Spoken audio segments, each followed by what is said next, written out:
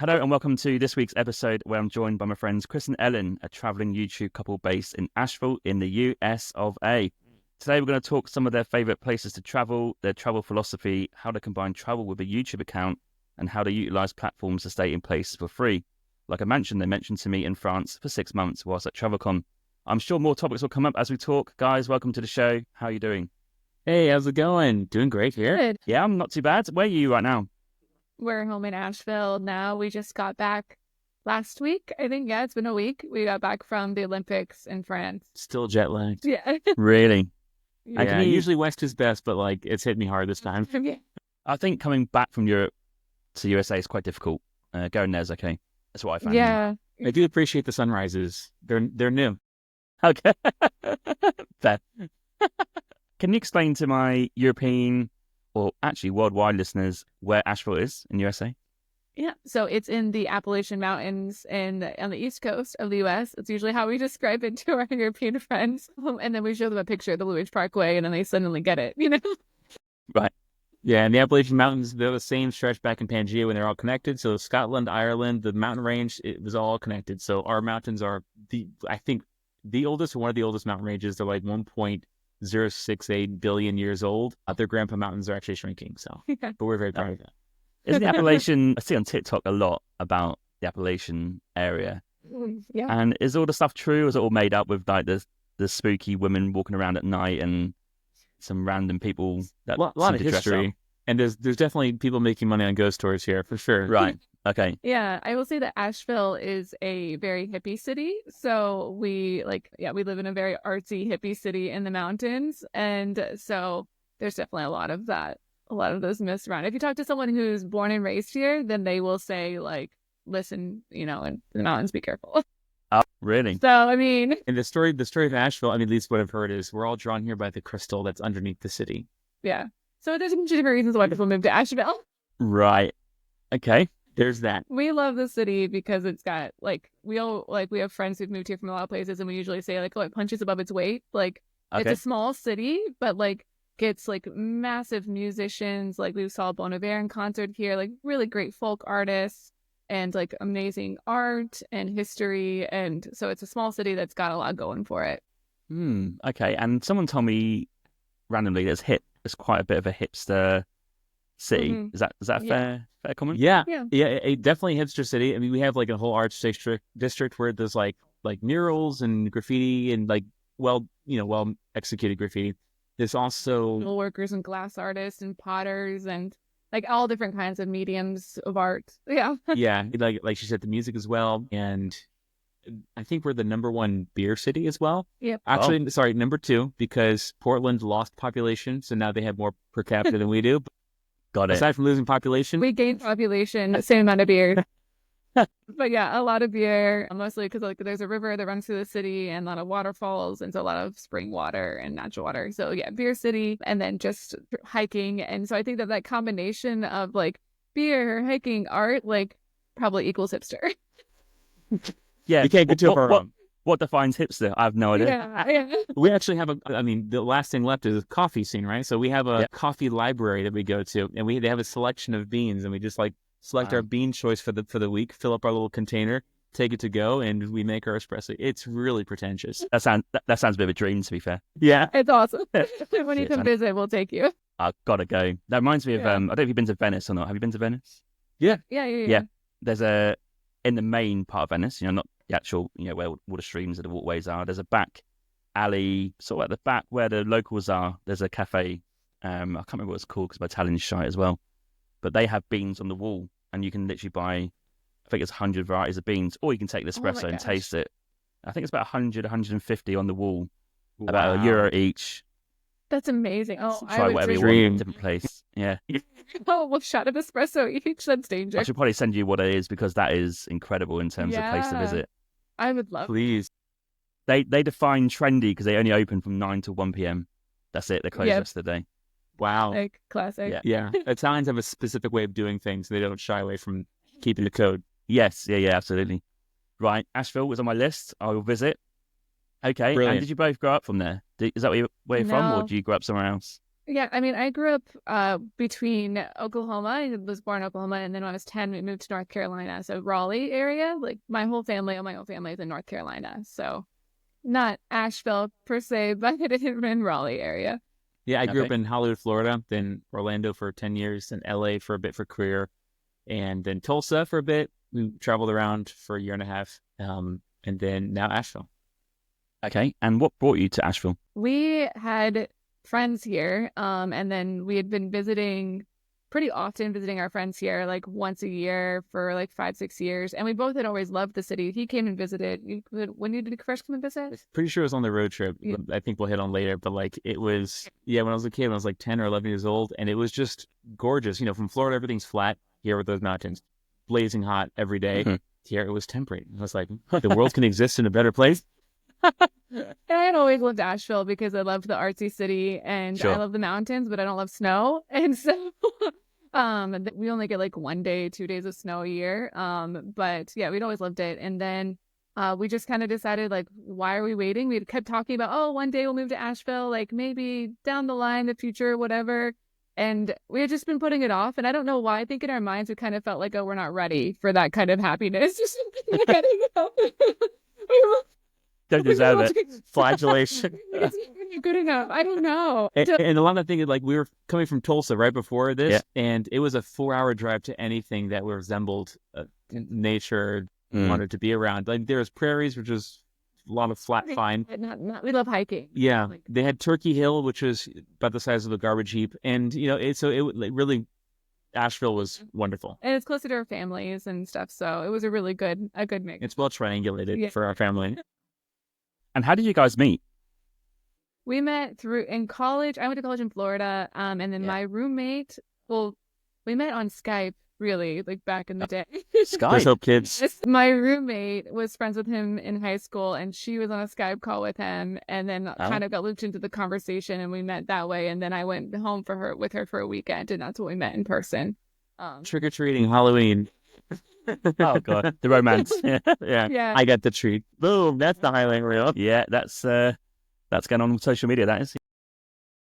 Yeah, so we've been together since I was 19, he was 20. So we've been together 13, 14 years. Oh wow, that's a long time. Yeah.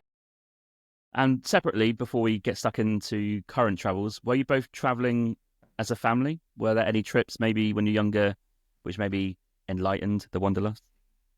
For me, like so my family, again, we're from Florida, but we went to like Busch Gardens and Disney World, and that was our trips like growing up. But we would go camping and stuff, and then canoeing down the rivers and stuff. But our big trip, we took a trip from like Hollywood, Florida, like around Miami, and we drove through Georgia, through Mississippi, you know, all the way across to Nevada, Oh wow. and then back.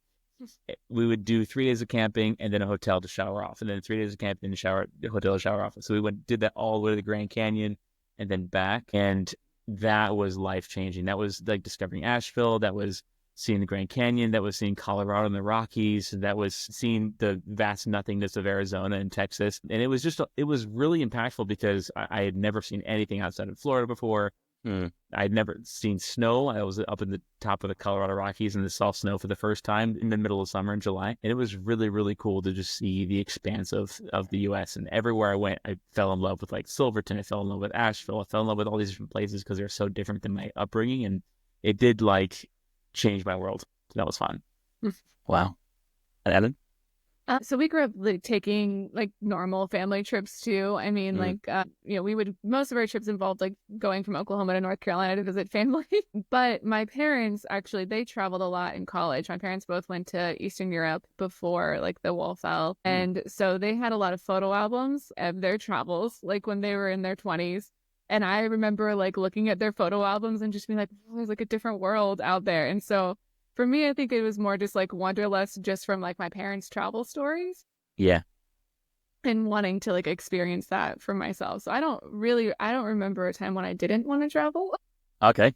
Cool. Mostly just because I had looked at those photo albums and then I loved reading. So, I mean, I read like classics of like Heidi in Switzerland or, you know, like all of the different classics from all around the world. And I loved reading stories about that.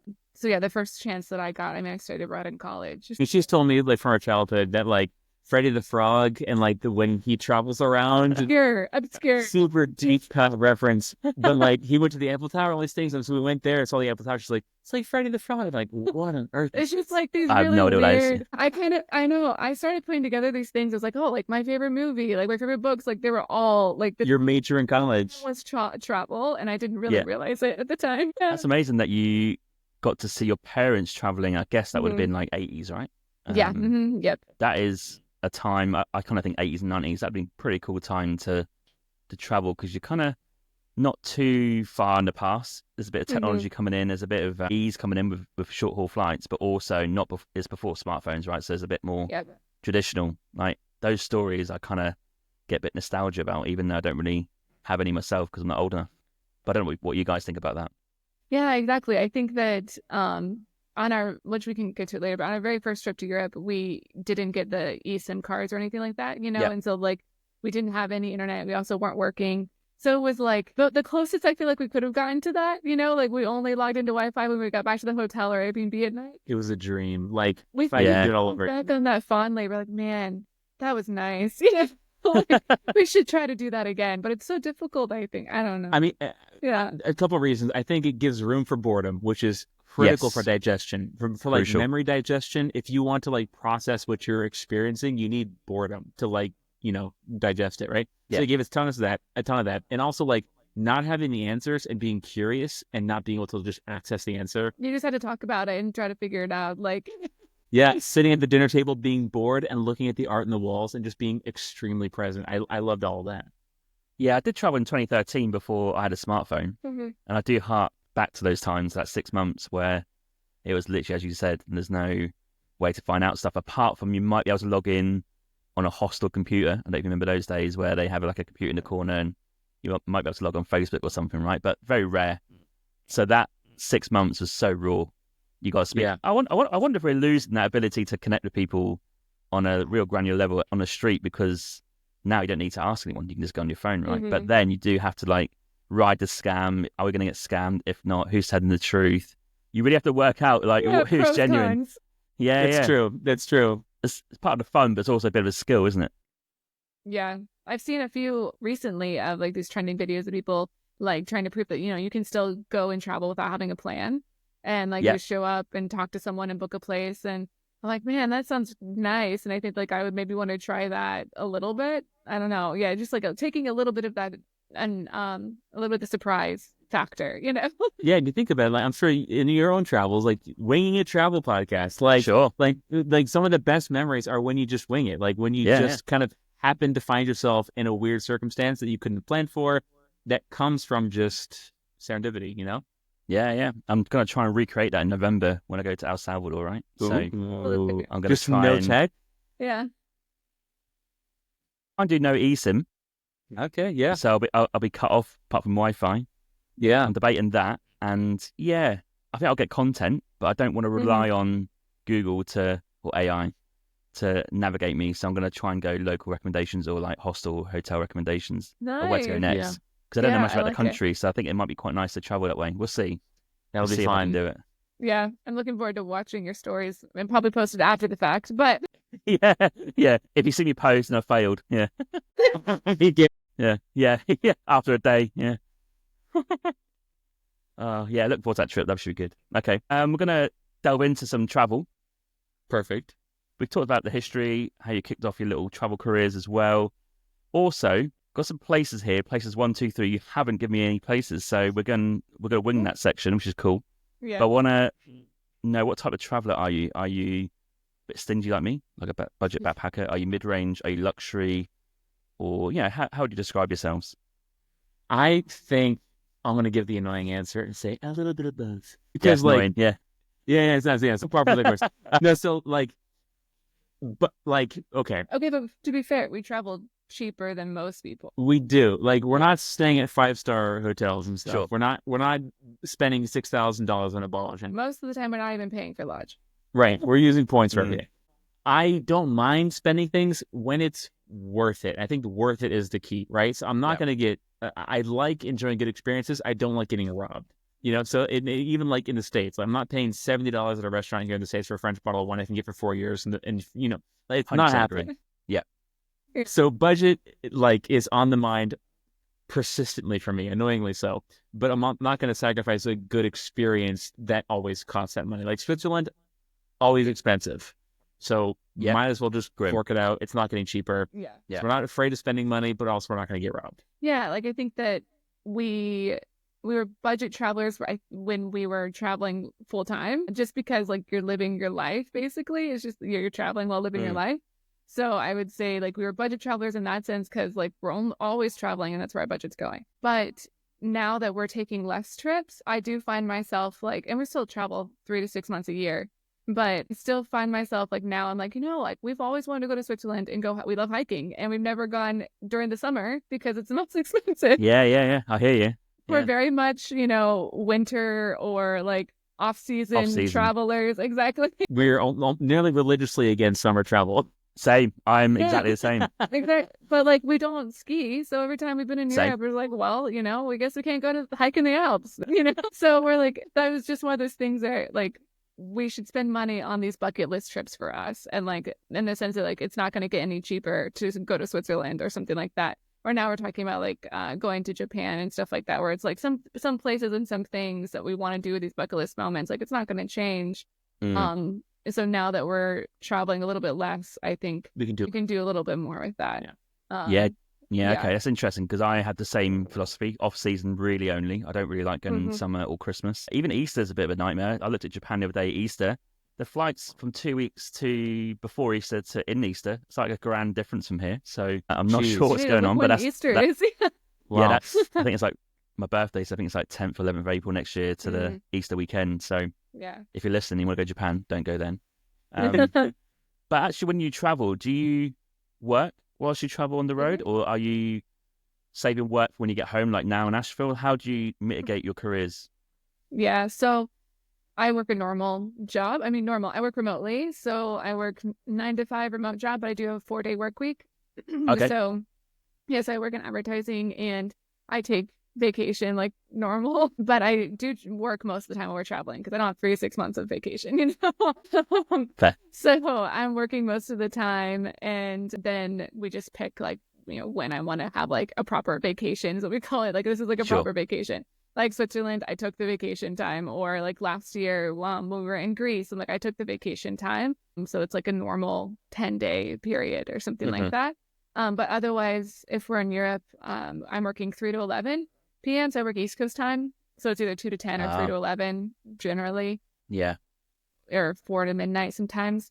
But yeah, I work East Coast time. And so that's a big reason why we haven't gone to Asia, because the working time period is not completely compatible with East Coast time. Yeah.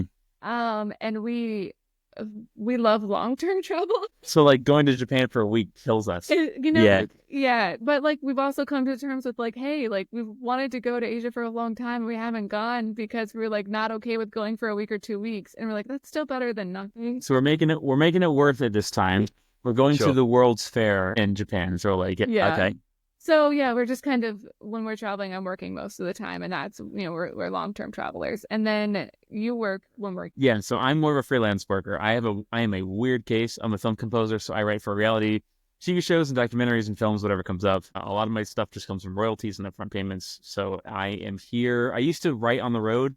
It was a bit of a nightmare because my keyboard was like this, and it was a bit hard to be inspiration. Yeah, a mini keyboard. That's a big reason why we got... Fair. Don't blame you. Yeah. Usually making content or editing content or whatever needs to be done. And how's your composing going? Because last time I saw you, you showed me an album that gets quite decent royalties, right? So yeah. How's it going? So I'm working on a second one now. So it's it's like an autumn variation of this thing. So it's a lo-fi campfire thing. Imagine you just got off a hike and you're like sitting at the campfire, like relaxing. You don't want to listen to classical music. You don't listen to like hip hop lo-fi. You want like some acoustic vibey lo-fi. So that's what I'm working on now. He's actually working with the Arts Asheville, like the artist grant community here. They gave me a grant to make the album. Like, that's great. Yeah, he's going to be working with like some local artists. Yeah, exactly. It's going to be like a folky Appalachian sounds mixed with lo-fi. And I'm using all Appalachian instruments. I'm using banjos and fiddles, and I'm even the synths I'm using are made right here in Asheville from the Moog factory down the street. Local. Got a couple mugs with my royalties there. So that's I need to get onto the Vancouver Grants Commission so I can get something out of that. Yeah. check it out. I need to compose Small an album for my cities have their podcast. perks. Yeah. Yeah. Yeah. That is true. Can I blag that not being Canadian? Don't know. Okay. And when you're traveling, could be Asia, could be Europe, or North America, is there any activities that you have to include amongst your travels? So for me, an example would be I would go to an independent coffee shop and try the coffee. That'd be a guarantee. Is there anything like that for you guys?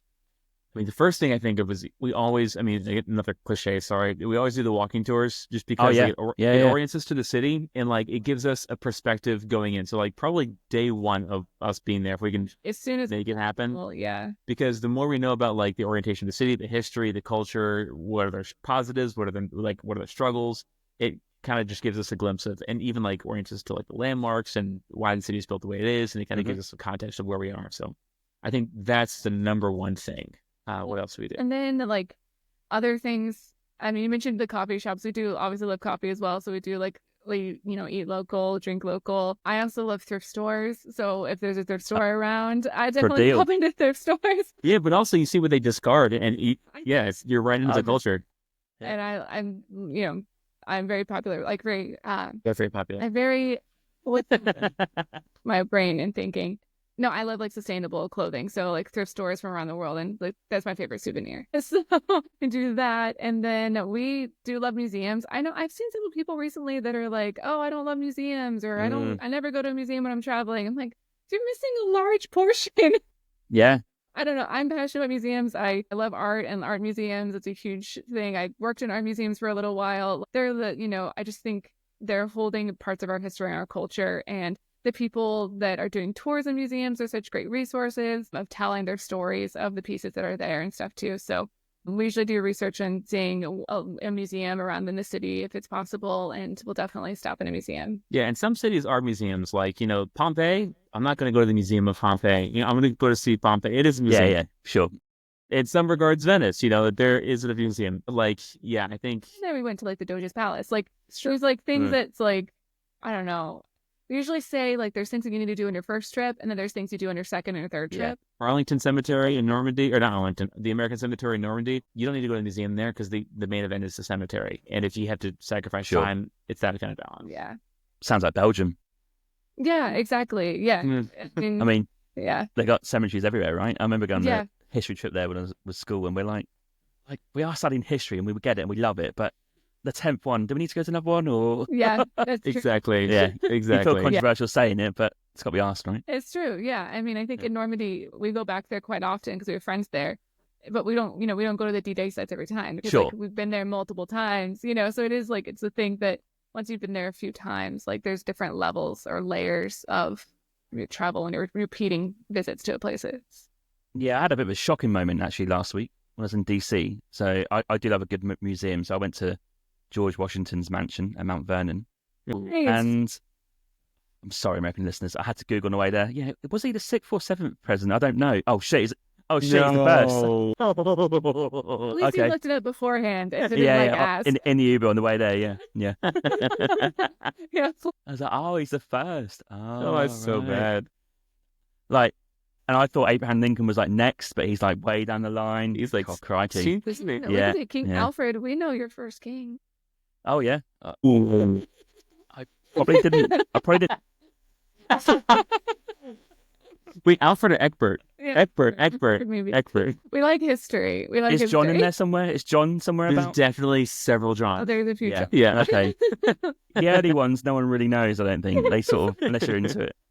Yeah. No, we watch Vikings. That's our excuse. Okay. No history podcast for me. I ruled that one out. Okay. Yeah, I love that. So I think what you're explaining as well, I love the fact you said the first time. I agree. I think the first time, especially in major city, get the things ticked off that are major because you've got to see them and tick them off because I think they're the main things. But once you start going 2 or 3 times, you can then delve into the, I guess, more local areas, right? Yeah, and like there's things that are too far off the beaten path for your first time there. Like if you go to Paris and you don't see the Eiffel Tower, like you're missing something. Yes, it's touristy, but for a reason. Yes.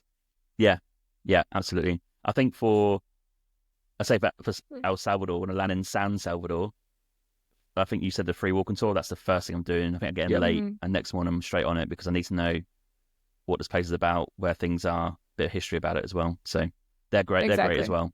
Yeah, big fan of that. And when you say free, just to clarify with people, you do tip as well, don't we? That's a thing. Of course. Yeah. Yes, it's a mandatory tip. Yeah. Any sort of rules with how much? Is it 10-20% of what you think the cost would be? I don't know how you'd know how much the cost would be though. Yeah, we usually, I mean, when in Europe, we do 20 for both.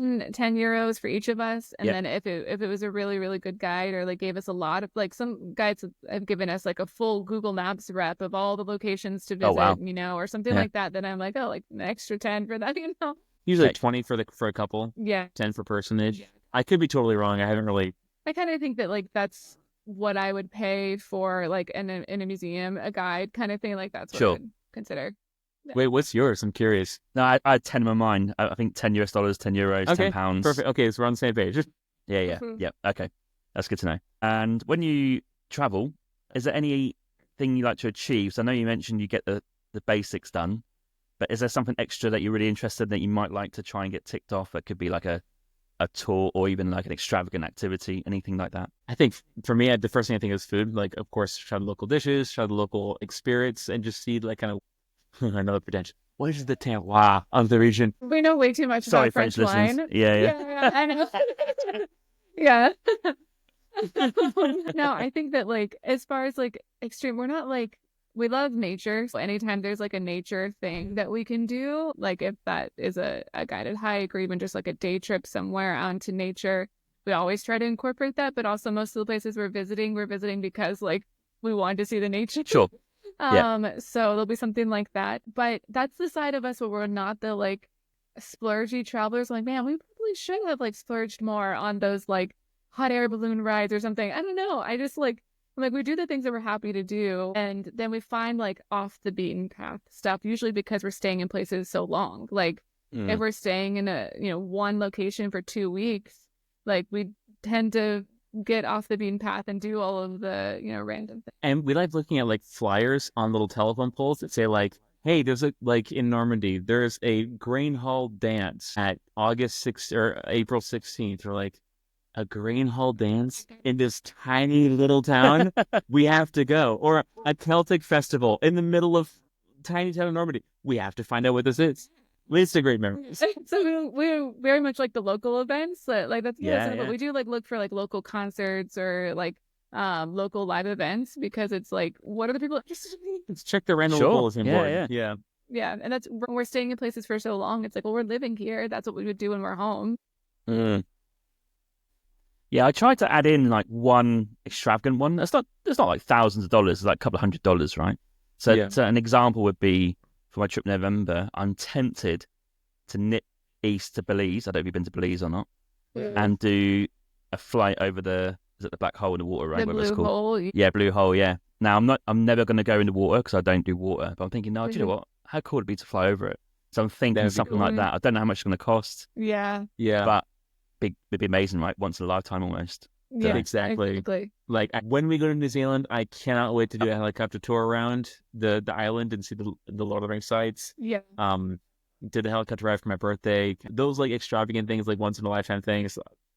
I love those. And we have like a list of those things. I just think that generally they don't cost too much for us. Like we'll go like Switzerland was a thing because we were like, oh, we're going to go to these hikes and do these glaciers and stuff like that. It's like... So with an extra €5 to ride on top of the little gondola chairlift thing. Yeah. Okay, sure. Yeah. Wow. Have you been to New Zealand, or was that in the future you're talking about? It's my dream. I cannot wait. We met someone on this past trip in Switzerland, and she said that she's been all over the world. She's like, I traveled to 2 places again and again for their beauty. It's right here in Switzerland on this hike, and then it's in New Zealand, the South Island. Yeah, so that one is magical. I think I put a thing on my stories the other day about someone saying, I think it says something like, I'm pretending I'm okay, but deep down I just want to get on the flight to New Zealand, and that is probably the case most weeks because it's magical down there. Yeah. How long did you spend there? A year. Worked there for a year. Whoa, lived there for a year. Amazing. Yeah. I think Americans get the work permit. I think for a year. Too old. I had to be like 31.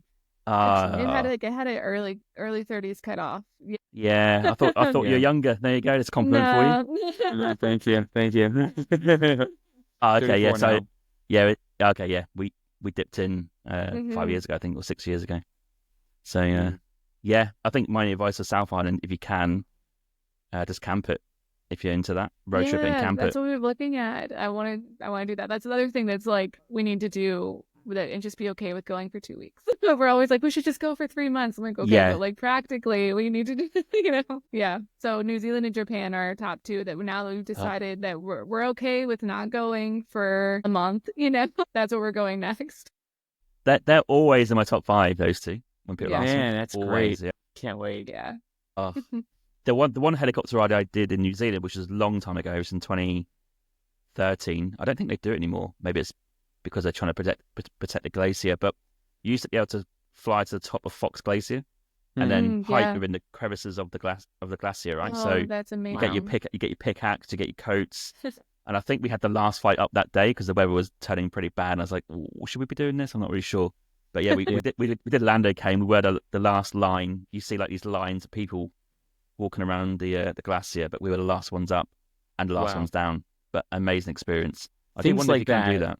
Yeah. Things like that, like nature exclusivity things are just magical. Like we did a Scaling Michael hike. Well, you chickened out. I did a Scaling Michael hike. I gave my ticket to my brother. That's fair.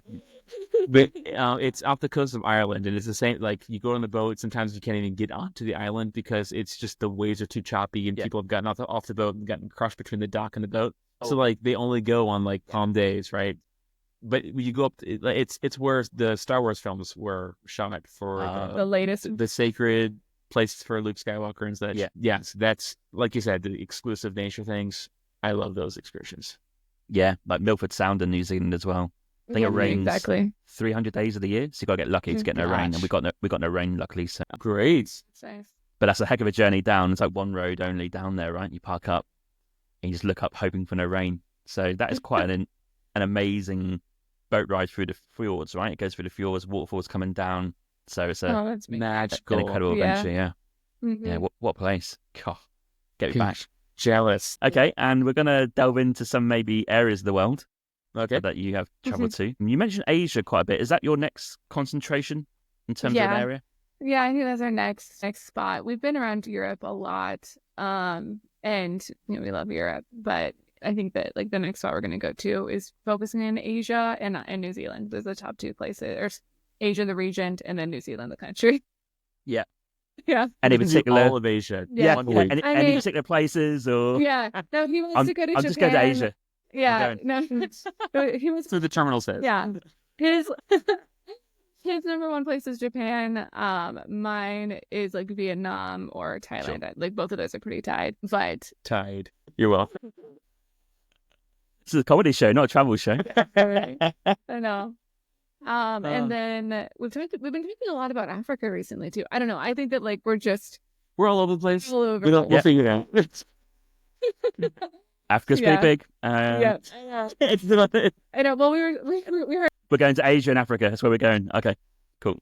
Yeah, we heard her talking about Senegal in your last episode. And I'm like, oh, that sounds amazing. Like I've seen some beautiful pictures, and then we've also talked to a friend who went to South Africa, and we have some friends who are South African, and we're like, well, now we need to go to South Africa, Yeah. Tanzania was on my podcast recently. Senegal was on twice. I'm like, oh man. I feel for you. Like the struggle, like hearing these stories. It's like half jealousy. I'm like half into it, and I'm like half, oh fuck you. Like you've been there. That's amazing.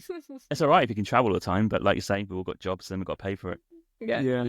Maybe one day you'd have to. Let's see. Okay, so place number 1. I don't know what's coming, so I'm going to have to wing this a little bit. Where's one place you'd like to talk about that you traveled to, or maybe it's one of your favorites? So the places that we travel to the most and know the most about, let's say the country of France, we go to a lot. Like at least a month a year, pretty much. And then Scotland is like the place that let's say we're in Europe and we're like, hey, what's a place we want to go to for a few days or a week? And we're like, it's always Scotland. Okay. So we go to Scotland quite a bit. And then other places around, like, I feel like we kind of bounce around from there. Yeah, the third place is just like, it's a buffet of Italy and... Usually, like, our go-tos would be, like, we've been all over Italy. We haven't been too far south. It's still on the list, but around Italy quite a few times, around different areas of Spain. Always love Spain. Mm-hmm. And then we also always love, like, the English countryside and stuff, too. So, like, those are like our Interesting. kind of our like go-to spots when we're like in Europe and we're like, okay, you know, we have a couple weeks in between house sits or something like that. Where are we going to go to fill it in? Yeah, you mentioned before about like what are some things you love to do like when you're in a place, and Yeah. the right to roam in England is amazing. I love the right to roam, and like the ability to walk from a cute little town to another cute little town to go into a pub and have a Sunday roast. Yeah. That's charming. I love that. Yeah, I miss that a little bit. Yeah. Right? Yeah. Yeah. So Yeah. I think like voyaging from one town to like traversing from one town to another by walking is just like magical. I love it. I feel like I'm in a video game. Well, this might be weird to say as I'm from England, but I just haven't really travelled that much in England. So I need to literally travel what you said. I need to probably pick a county. I'd Yeah. probably pick something like Dorset or Cornwall, maybe Devon, somewhere southwest. Yeah. Even my own county of Norfolk, maybe, and just walk it. Yeah. And like you say, yeah, just do a bit of a walking trip, stop off those little Mhm. villages. Because there's always a pub, right, in every village. So Yeah. Yeah. Yeah. I'll do that. We love the Cotswolds. I mean, TV Yeah. cliche, the Cotswolds are amazing. And we love like, I think the nice thing about like that house sitting is like it'll be, you know, I'll see like, oh, a house that pop up for our dates. Like, and usually it's sometimes like if we need a fill-in spot or something, it'll be in England. And so like I see a house that pops up for the dates and then I'm like, oh, what's this tiny village I've never heard of? And like look up the pictures in the county and like, this looks amazing, you know? And we love walks. So I'm like, great, we get to take a dog with us on these walks. Amazing. So yeah, that's usually like kind of our go-tos. Yeah, I do want to come to the house sitting in a bit. Mhm. I am coming to that because part of your journey. But I do want to touch on France because I do know you go there Mhm. quite a bit. So what is it about France that you just love? Is it the culture? Is it the food? Is it the wine? Is it the coffee? Is it everything?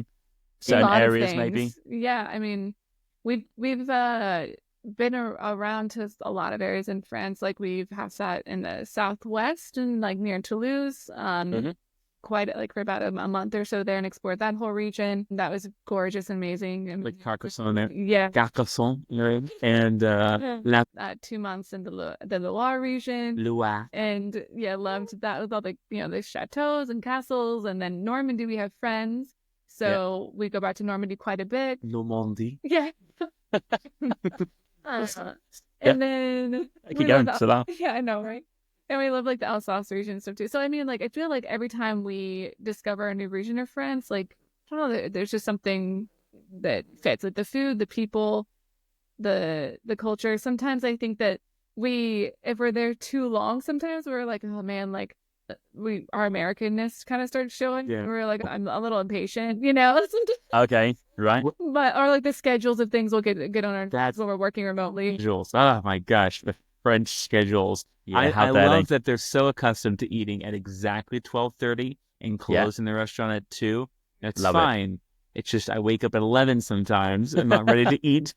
Yeah. So sometimes we get those things, but like the food is amazing and the people we've just met so many wonderful people and But Normandy, like one of our first house sits is around Normandy, or it was in Mm. Normandy, and it's like it feels like part of my upbringing as a traveler. Like part Okay. of my Yeah, first like core memories as a traveler were in Yeah. Normandy, and then spending a month in Normandy as our first part of house sitting was just like it's we have friends there, and we know I can get around Normandy without a GPS much easier than I can get around Asheville. There's less options as far as roads, but yeah, it Right. feels like home. A second home. Mhm. And for France, what I find interesting, they do intrigue me a lot. I'm sure you're aware of the August rule where they do pretty much have August off. So anyway, I was last week in Podcast Movement, so I was there. And there's a French provider there, hosting provider for podcasts called Alsace, which I'm actually going to go with, interestingly. Breaking news. But they're obviously there during August, right? So I sat down with their salesperson. I think she's called Irene. And I said to her, oh, August, what are you doing?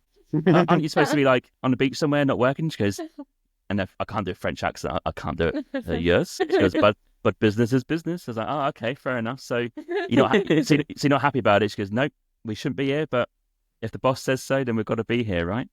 Man. And then as we left, she goes, oh, like, what is that? Like Vancouver, because that's where I'm from. What is it like? Mhm. And I said, well, Canada's interesting because you can go to Montreal and still speak French and earn a living and live there, right? She goes, oh, I think it feels better here. I'm like, nah, you got to stay European. Don't go Yeah. North American ways because you get 2 weeks off. You won't get August off. Yeah. and you won't get those 12:30 p.m. lunches. And they like sit down, they close shops, they sit down Yep. to have dinner and lunch, and Yeah. it just won't Mhm. happen. She's like, Yeah. okay, and that's the last thing I said to her.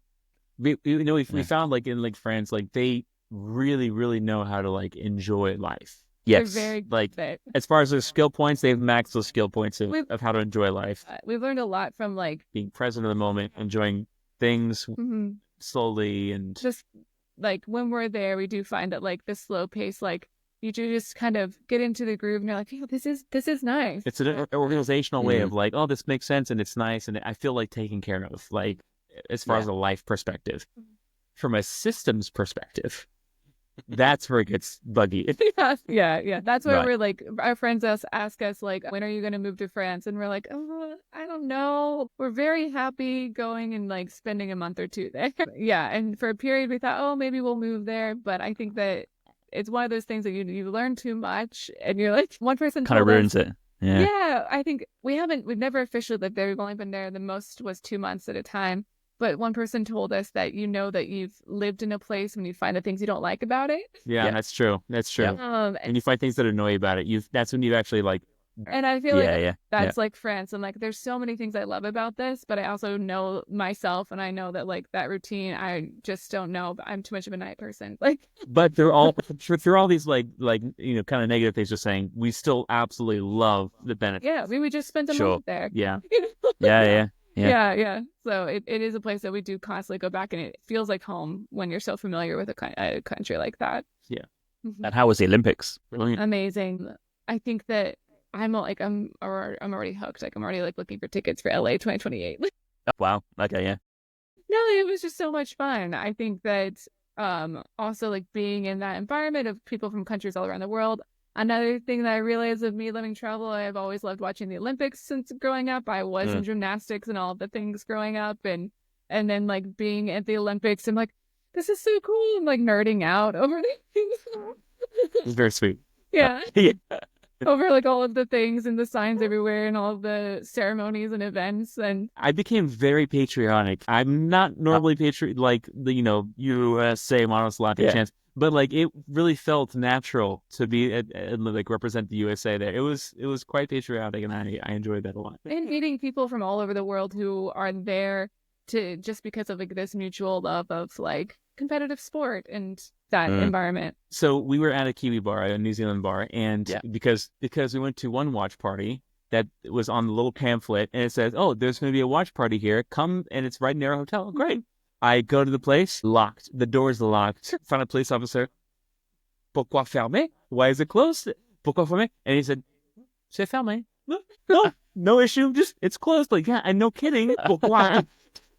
And so it's like, whatever. So we go to the other watch party, and there's a big screen, and there's people all around, and there's a big gate with police officers there, and c'est fermé. Pourquoi? There's like room still, and they said, no, full, c'est terminé, c'est complet. We're full. I was like, things like that. We looked at the closest expat bar. So we went Yeah, to the yeah. Kiwi bar, and Locals that only, was yeah. such an amazing experience. The beers in Paris were like 12 euros for a beer. Raise the Wow. prices for the But then the Kiwi bar was €6 for a beer. There we go. Local Yeah. prices. There we go. But we sat at a table with South Africans. There was Irish people next door. There was some U.S. people. There was Canadian people. Everyone from all over. We're watching the opening ceremony. A boat would come by. You hear one person cheering for whoever was on there. Yeah. You hear, and the whole place erupted like cooperation. So I'm half Puerto Rican, so I see the little Puerto Rico with our couple athletes on there. I'm like, Puerto Rico, and then the South African next to me is like, you from Puerto Rico? I'm like, well, I'm half Puerto Rican. Puerto Rico, and the whole place erupted. It was convivial. I loved it. So It this was is a like that for controversial 2 question. weeks. So is Puerto Rico their own entity in the Olympics, or are they part of? Yeah. They're their own entity. Yeah, they competed separately. They had a basketball team that went in. They got knocked out. I mean, the athletes Yeah. get to choose, so the athletes could choose if they want to compete for the U.S. or like compete for Puerto Rico. So they get to choose that way. And if Puerto Rico sends that team to the Olympics, so for this one it was basketball, the women's and the men's both qualified. So that's why they had their home boat.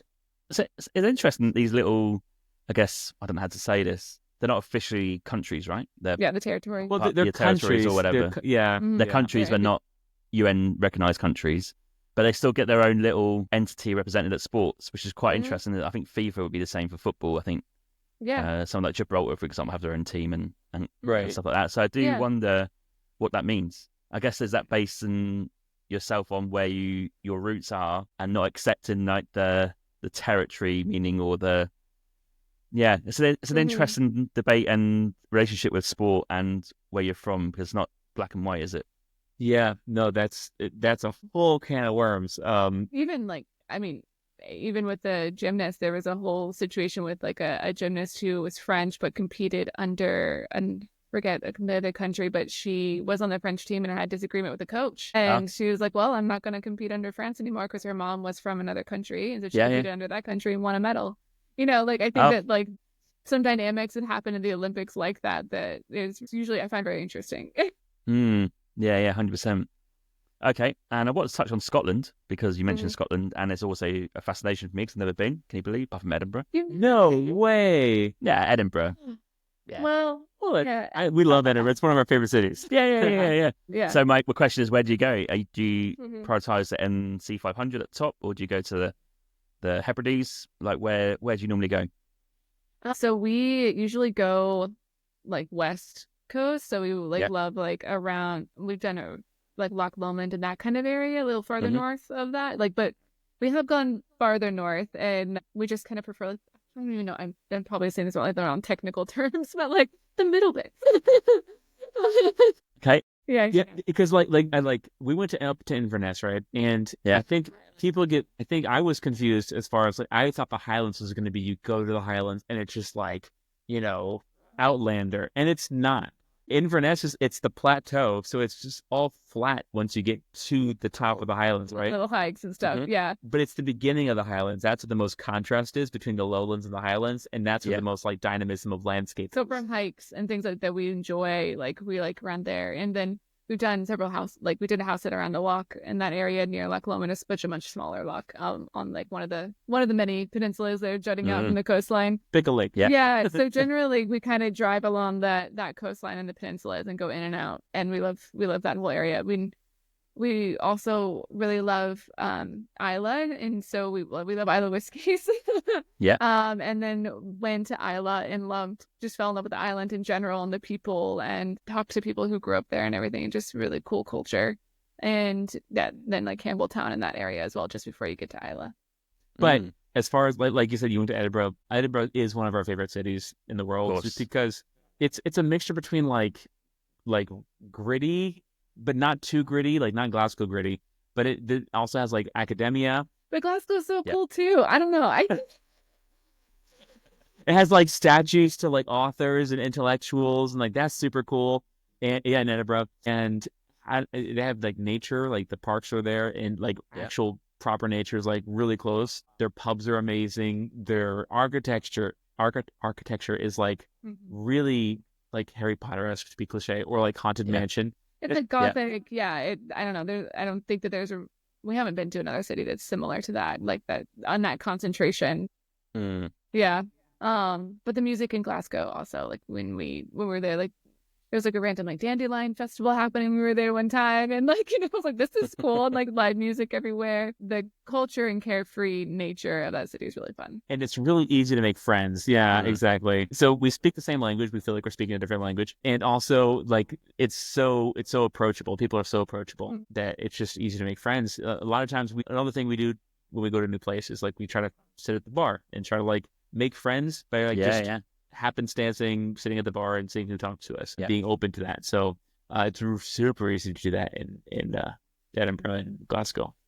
Yeah, very contrasting cities, aren't they? Bit rivals, really. I think. Yeah. I think every person outside those cities has a favourite, and even though I've not been to Glasgow, I think Edinburgh will still be my favourite.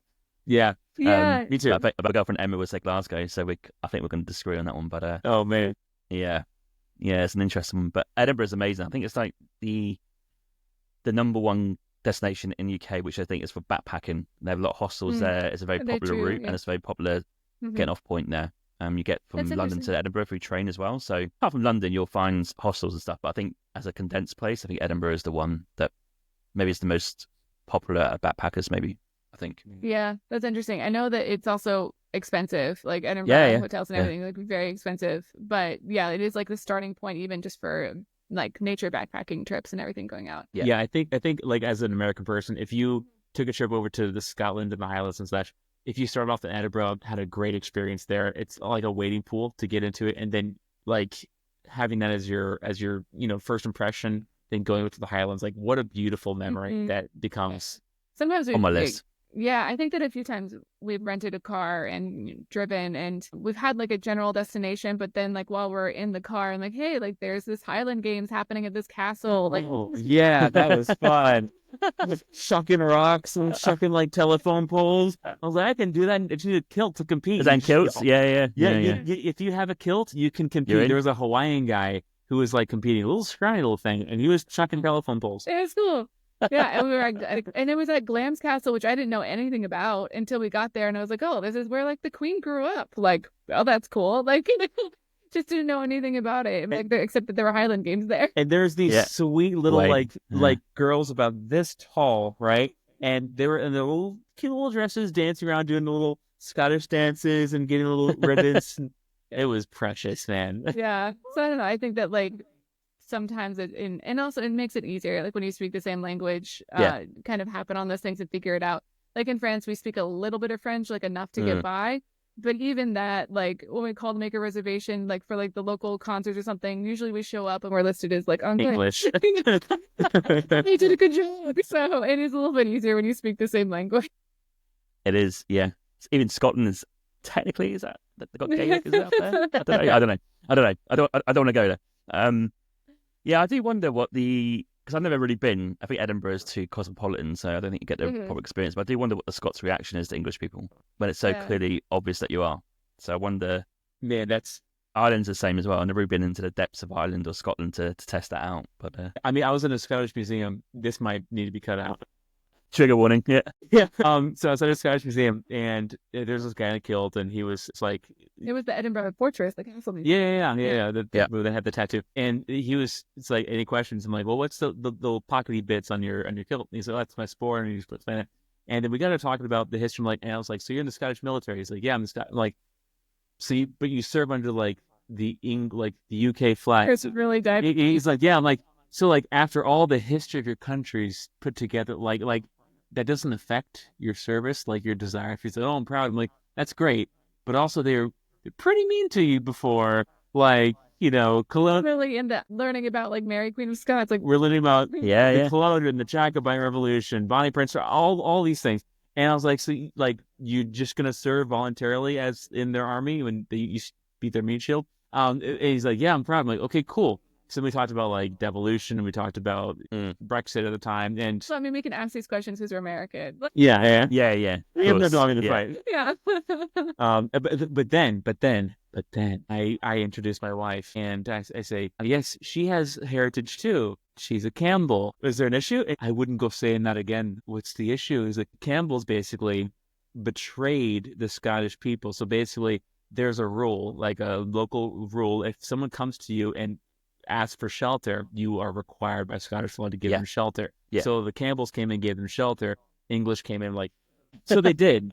Because the Campbells were fighting with the English. Yeah. So they hold grudges against the Campbells, but apparently not against the English. He conflicted many times. I don't know. Wow. So maybe you'll be accepted, maybe not. New history. Roll the dice. New history here. I never knew. Yeah, I knew there's loads of clans, but I didn't realize there's a clan in the Campbells that kind of betrayed them.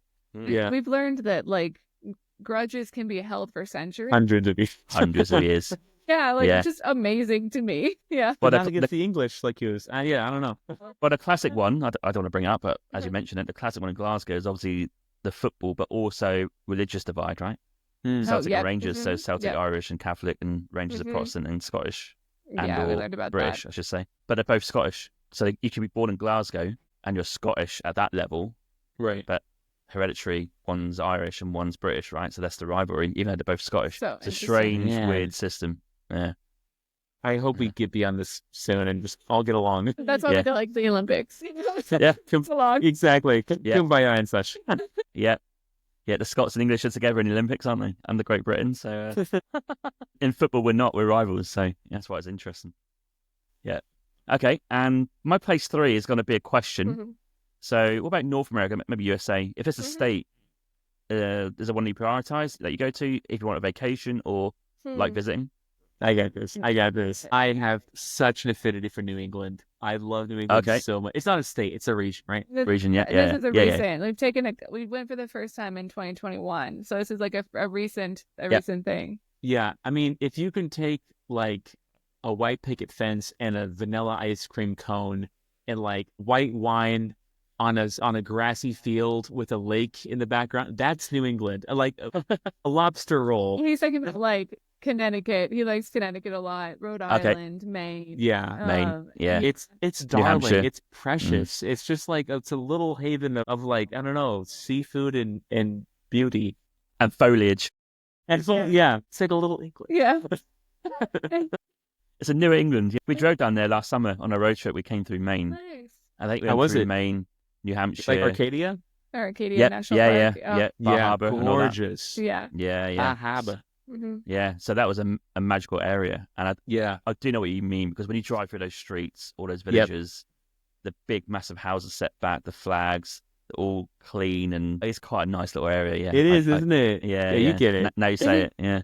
I told him like I don't know. I think that like I'm raised in North Carolina, and like he was raised like near Miami. So I think that like it's also like one desire that contrast where you're like this is like what America, you know, in the history books and the pictures. It's like old like, colonial America. Being raised in like Hollywood, Florida, and Miami and stuff, I never experienced colonial America. I like old things and like having like a Yeah. 17th century pub. I'm like, this is neat, you know? We like history. Yeah, I think the other places that we really enjoy going back to, like Washington State and then Oh, yeah. nature. All the Cascades. I mean, yeah, your mountains. Yeah, and Gorgeous. basically, yeah, it's the same mountains and the nature you have. Yeah. But yeah, just like absolutely beautiful. That water meets forest is just so beautiful. Yeah, magical, isn't it? Yeah, exactly. So I think that those areas, and then I don't know where else we've only been to Utah once, but it is like a spot that we want to go back to because it was like another planet essentially. I felt like we were on a different planet. Like the nature at every spot of it just looked totally different. We've yet to go to like the Montana Yellowstone area, so we can't speak for Okay. that. Which That looks like, epic too. We've been to almost all 50 states, and so there's just a couple more that we're like, oh, we need to like go to like a few little areas. Yeah. Mm. But for me, like, yeah, definitely New England. And also we're massive Gilmore Girls fans. So that's like where it's based off of. So Yeah. Right. I proudly claim this. Yeah.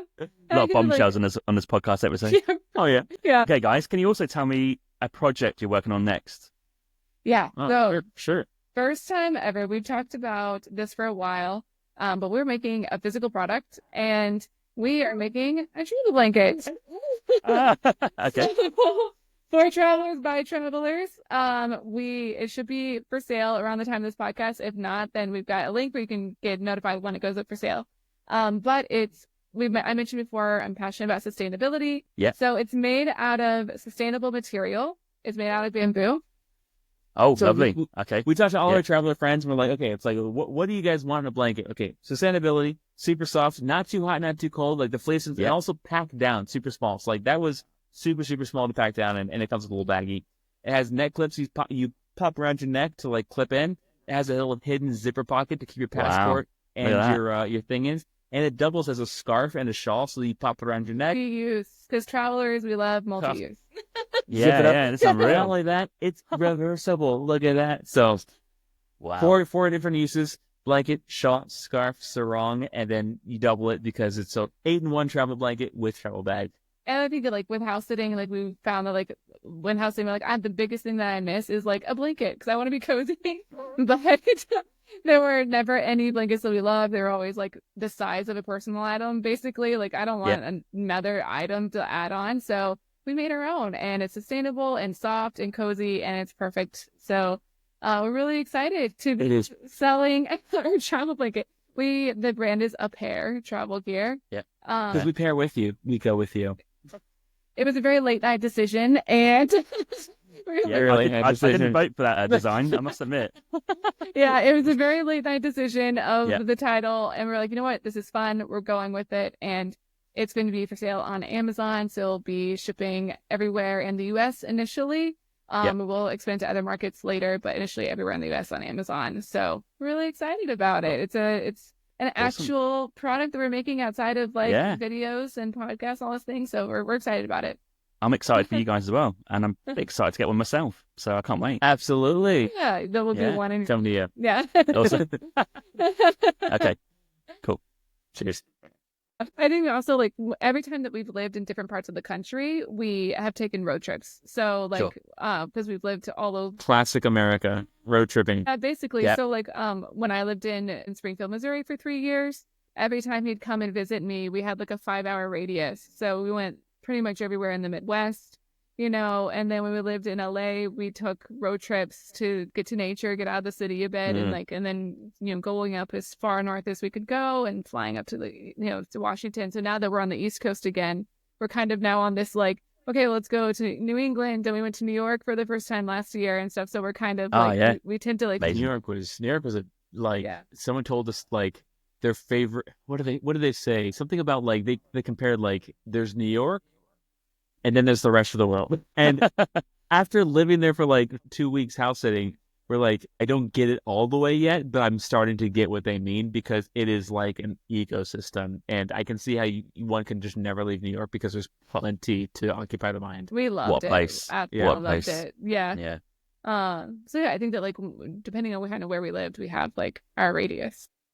Okay. Yeah. It's a convoluted answer. That's not great to clip up. Sorry. Oh, sorry. I think there are so many beautiful places in the U.S. Like it's so difficult to choose. Yeah. We got to Connecticut last year on a road trip, and we agreed before we got there to say no, we're not going to New York because we want to save it for a proper trip. Yep. But when you get to Connecticut and there's like a train ride away, and we got to Darien, which is on the coast, like oh, fuck it, we'll just park the car. And we spent 2 days in New York, and we slept in a camper van in a car park in Darien, which is like an hour train ride away to Central Station. Grand Central Station, and honestly the best decision because you just get good days like late summer, loads of things to see and do, also free activities as well if you want to walk the High Line or something like that. Just unbelievable. Pick a random bagel shop, pick a deli. It's going to be epic, and it's going to be filled with history and people who are like movers and shakers. It's a similar vibe to like being around DC. Like you sit at a coffee shop, you hear like someone like making a deal as far like a volunteer organization that's about to help like thousands of people. Like that's just like at the next coffee table over, like just things are happening. You feel the electricity. It's fun. Yeah. When we house sat there for the 2 weeks, we kind of, some days we just like pick an area. We're like, oh, we haven't been to this neighborhood yet or this borough, so we're like, let's just take the metro there and like wander and explore, it was just something new every day. Okay. And have you dipped into Canada? Because I think if you love New England, surely the eastern part of Nova Scotia, Newfoundland to be right up your street because that is even more green and less people. I would love to see that. Honestly, we haven't seen it yet, but we've been to Montreal, Toronto, Montreal, and and Quebec and Toronto. We are probably going to go to Prince Edward Island next summer. Yeah, we've never been. Is it good? Yeah. Really? Dream okay, place. cool. Okay, I've got 3 random facts for you. I think. Tell me. The best potatoes in my life. We drove past the farm. Do you know what? We need some potatoes with a camper van, and they're selling for $5, 5 Canadian dollars on the side. Big bag of potatoes, and they taste incredible. So like local potatoes are great. Okay. We went to a place called Singin' Sand Beach. So singing as in the band. Singin' Sand Beach is arguably one of the best beaches I've ever been to in my life. And at that time it was sunny and it squeaks and you can sit there by the sand and like the view's incredible. Hardly anyone there. So that's on the eastern coast. So that's I think it's near, is it Red Rocks? Might be near there. So east, Singin' Sand Beach is a recommendation. Okay. And also, like arguably the lighthouses. I don't know, this might sound really random, but when you go to every beach, there's that old school white lighthouse, probably a bit like New England. Yeah. And it's everywhere. It's like, it's so just nice, a nice little novelty to sit by a white house at the beach. And the sand is golden and the roads are just quiet. Charlottetown is pretty small, but a lot of history there as well. Yeah, sounds dream heavenly. place. Yeah, sounds heavenly. I love that. I think that we're gonna go next summer. My mom is a big Anne of Green Gables fan, and I live in Green Gables too. And my mom really wants to go. It was a great napping show. Yeah. And so my mom's been talking about going for forever, and I was like, Mom, like let's just go. So, and I think so. Like we're gonna probably go with her next summer, and then so we want to explore that area more. We have only been to, Toronto, Quebec City, Montreal, but we were there for like the week after Christmas, like New Year's Eve. We went in winter to Canada. I thought it was gonna be Brutal. like Epcot's Canada. I'm like, where's all like the Mounties and such? I think that like it was just it was also not just winter, but there was a very massive ice storm that happened. Well, It's great. our train got stuck and delayed almost. We were stuck in the train till like 4 a.m. Like things like that happened. Yeah, fair. But like I got COVID while I was there. I couldn't taste any food. it was an up and down trip. But then also we had New Year's Eve in Quebec City, and That it was was magical. so much fun. We stayed at the Wow. castle bit, Yeah. Quebec. What do you call Yeah, that? yeah. The castle in Quebec City, and then we had The like Fairmont. Yeah, that's the one. exactly, yeah, and they did like because of the storm, they were supposed to have really big outdoor stages and Fireworks and stuff, and just clouds. but they did have like one DJ out in the street, and so we were like out there dancing in the snow. We got sick, but it was great. So we tried to embrace the Canadian life for that Of week in course. winter. Wow. Yeah, that Fairmont Hotel historically is quite important, isn't it? That's where Second World Mhm. War was it where it was agreed, where to Yeah. split up the bits at the end. So yeah, it's quite Wow. historic. That's new. I missed that. Did I get that? It was a while ago. I missed it. Yeah. Yeah, okay. Yeah, it's quite That's historic cool, for though. that. Yeah. Yeah. So Churchill and Stalin and stuff stayed there, I think. Mhm. Wow. Two things else I remembered about Prince Edward Island. One bad thing is you've got to pay a one-way fee to get off, and it's Oh, okay. 50 Canadian dollars, and people kick off about this. So it's like imagine a toll bridge going over the Mhm. water, and normally they're $2 or $3, but for Prince Edward Island it's 50. So just bear that in mind. Okay. Wow. In Charlottetown, we did find an English shop selling English sweets and English confectionery, so I guess that's maybe Aw. got an extra hold on me because I've got some hula hoops Okay. and some Yorkie bars and stuff. So there you go. Man. And Monster Munch, if anyone knows what I'm talking about. Yeah, Okay. no, we definitely know Monster Munch. Yeah. Dream. How do you journal for your travels? Do you blog? Do you record voice notes? Do you, I don't know, YouTube obviously is a thing, but how do you keep track of what you're doing? Yeah, I mean, I voice notes are when we can be disciplined to do it. Like, it is so valuable to be able to go back and listen to and pick up all the details. Because journaling for me, I think too much about it, and I get my head too much about like the words and the editing, and is that the comma in the proper place? Well, doesn't matter. But like voice notes, you can just vibe off of it. You can just sit in the bed at the end of the day. You're all exhausted. Just hit the record. Yeah. Say your notes. It can be transcribed by AI. It can be summarized by AI. It can be turned into a blog post by AI. It's great. But yeah, Sometimes we'll like when we've had like a particularly memorable eventful day or something like that, then we'll turn on the voice notes because we're like, hey, we don't want to forget that this happened. I think it sounds bad, but sometimes like when you're traveling so much, like so much is happening, and you like look back at your memories and on this day reminders on your phone, and like I should forgot about that. So we do the voice notes thing, and then my other journaling, I'm really bad about journaling. Like my other thing is like just filming videos and like what I say in the video and photos and stuff like that. Mostly filming videos. Yeah, like we're going back through our old footage like 4 years ago in Paris, and we're finding some videos, and it's really precious to dig up those memories and to see from my own eyes 4 years ago what happened. So through the voice memos when we can, but a lot of it is through the YouTube. So then YouTube notes in your phone, like usually like when we're on trains, like he's much more introspective. Yeah, I have a lot of time to think, so I just like start writing philosophy things like on the train. So I'm writing a book. I'm halfway through writing a book. I'm 30,000 words in, right? So wow. And it's like about like these things like the introspections on the train where you just have time to yourself. And I used to be more disciplined about this, but like don't entertain my mind with like U.S. news or whatever's going on or TikTok or whatever it is. Just like be bored, right? And like digest your memories and then see what's going on around you, be present, and then like let the memories kind of like meld into a new existence. I think train time and plane time is precious for like introspection. Yeah, good time to do it. I remember in Interrailing in Europe last year, I think that was my time to write my notes. So that was quite disciplined because there's no excuse. I mean, you're on a train for 1 or 2 hours, try not to look at your phone. What are you going to do? For me, it's either podcast editing or write. So yeah, it's a good way to do it. If you go to like Asia as well, like Japan, because if you go and do your Shinkansen pass, which is 3 weeks or 2 weeks or 1, and you're dotting around the country, that's another great way to do it as well, isn't it? In Japan. Yeah, exactly. Yeah. And how does that relate to YouTube? Because you mentioned your YouTube channel. So can you tell listeners and watchers, viewers, what YouTube in terms of you for your travels, what it means? Like, is it an extension of your travels? Is it trying to portray a different picture? Is it more personal? Like, how do you portray your YouTube channel to your watchers? I think that like we try to balance, like with every platform you're fighting an algorithm kind of thing. Like, so we have come to this conclusion that like we're going to do, our like not algorithm videos, but like we have like vlogs that we do of like, what we're doing in a place, and we have our unique take on it. But then every now and then we throw in like a philosophy video or like a what it's like to be here kind of video.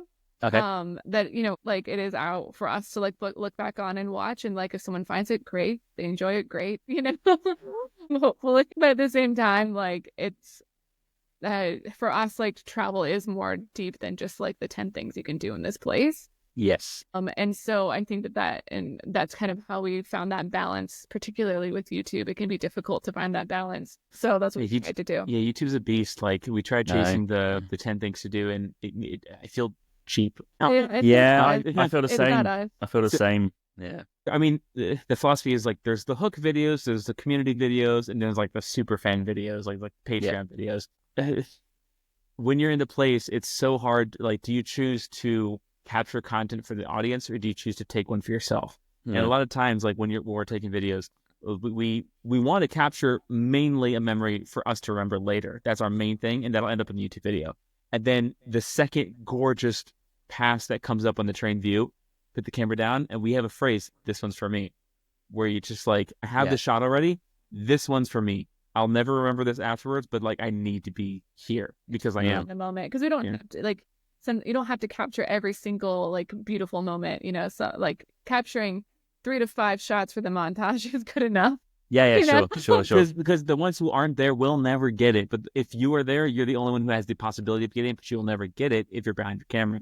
So you have to take some for yourselves. Yeah. That was when I met you guys at TravelCon, and we're sort of like getting to know these travel, I guess, YouTube creators in a nutshell about how they do it and going to the talks. I'm like, how do you capture the genuine moment? Because you can't, can you? Because the moment you take the camera out, it's not genuine, because I guess you're then thinking about, in your mind, content, I suppose. And I know occasionally you just want to get a photo of maybe someone you met or something like that, which is a bit more genuine. But like in terms of a video, this is where I'm struggling right now. I've done a year of it, and I started, I guess, more personally, but I've gone sort of, I don't know if it's on purpose or not, or subconsciously, I've gone to the top 10 or the what I call the Lonely Planet type videos, where they just give you the rundown. And unfortunately, they're quite popular, aren't they, with SEO or people who want to know stuff. But it's not the way I want to do it. So I'm now trying to figure out of mine, what am I trying to do and what I'm trying to convey. I think I'm like you. I think I want to do more storytelling or meeting people or getting underneath the generic top 10 things to do. But it's quite hard to do.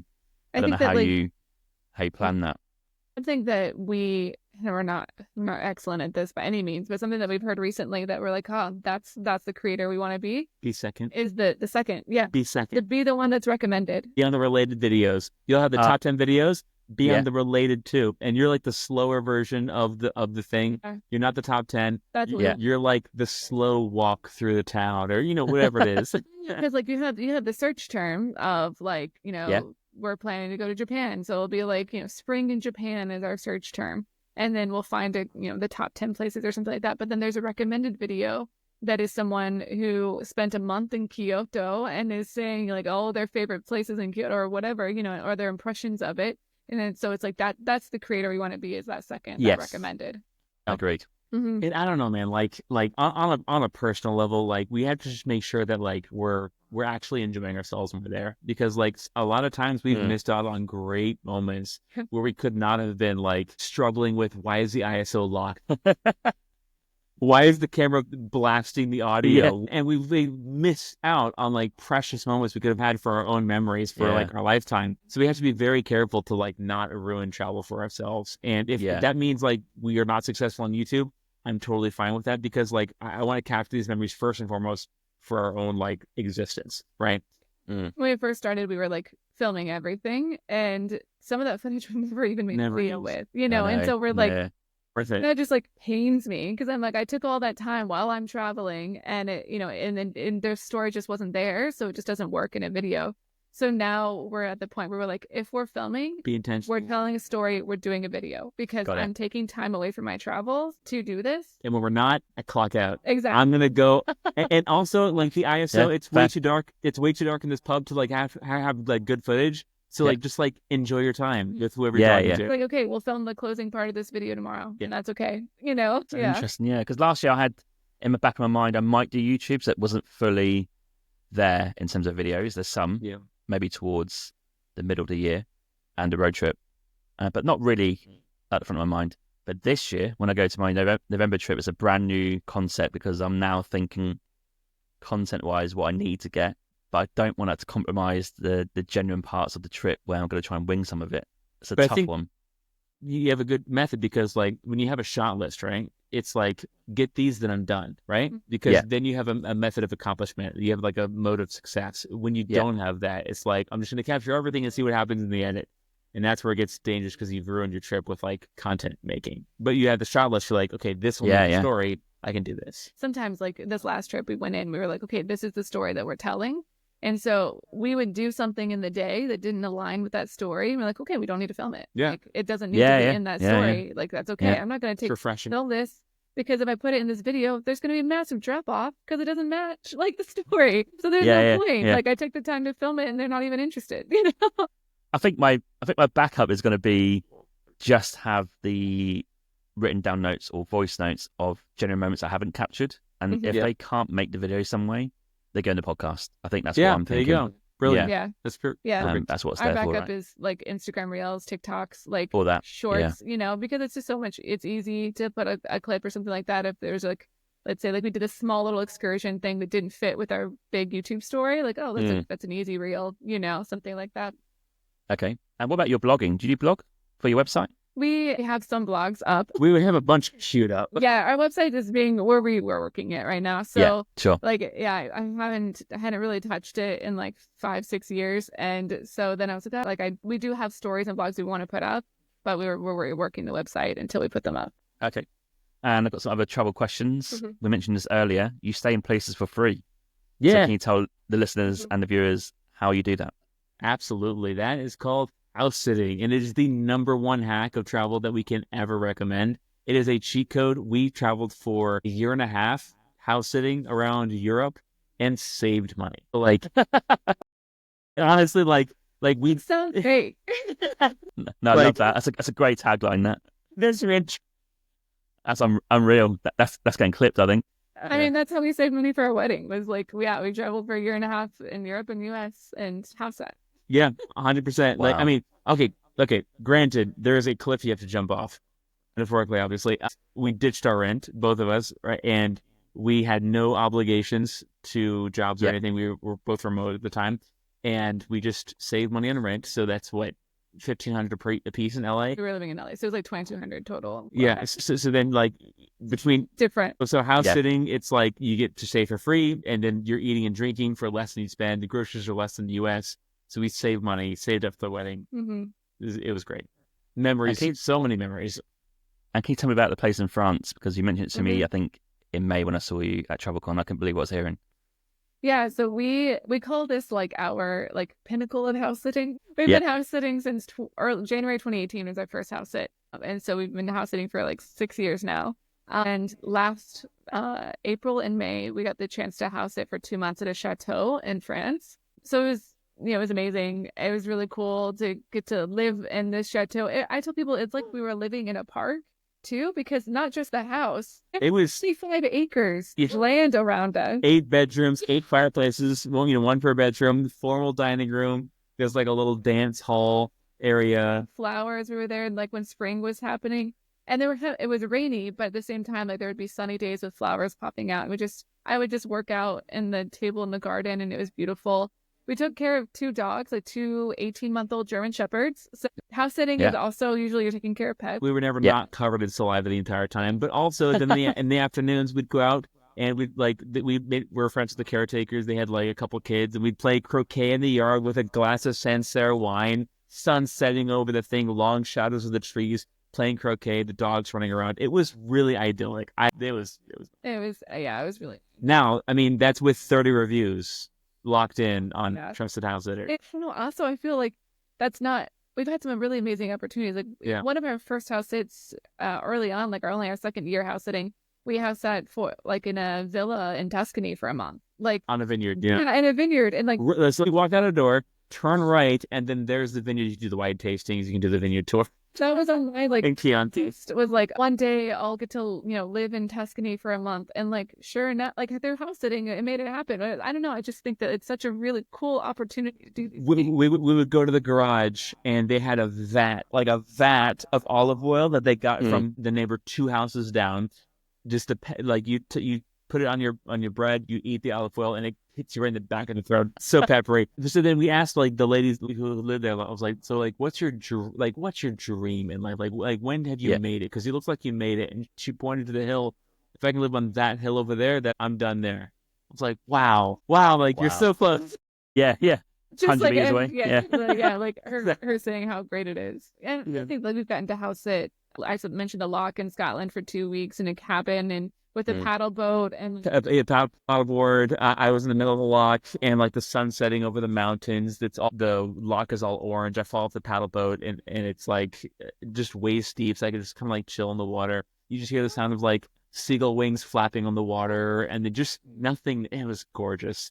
We had a couple of friends now. Like one of my really good friends right now is actually house sitting in Milan because we got her started house sitting. One of us. Yeah, and she's like on her first couple of like house sits. She's been with us on some, and she's on her like first solo house sit. She's like, amazing. Yeah, like this really is like the hack. And like it's so much fun because you meet people, you meet the local person that you're house sitting for. They want you to have a good time. Like they're like a host essentially.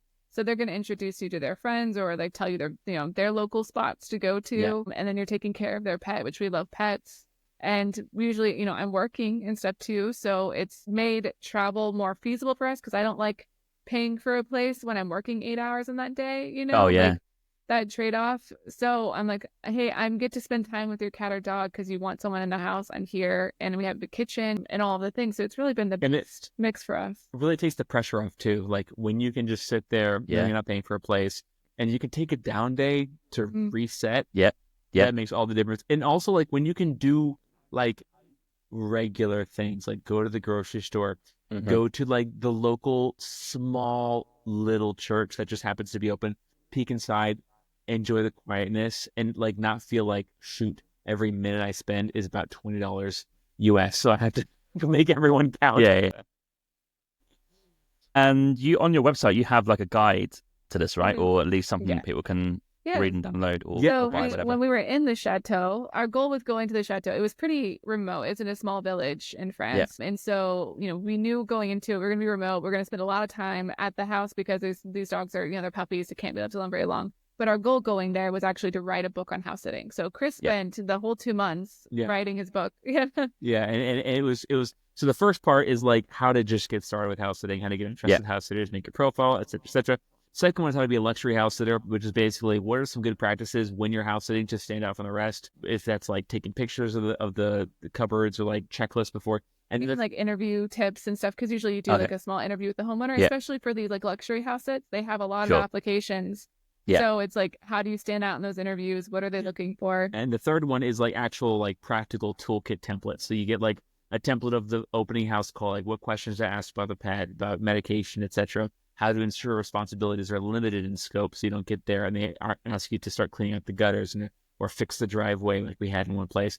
So it kind of prevents the bad cases. We've only had like one weird house sit as far as like expectations not being aligned. Everything else has been great because we use the things in the template and the toolkit to kind of make more smooth sailing as we kind of learned where the pitfalls were.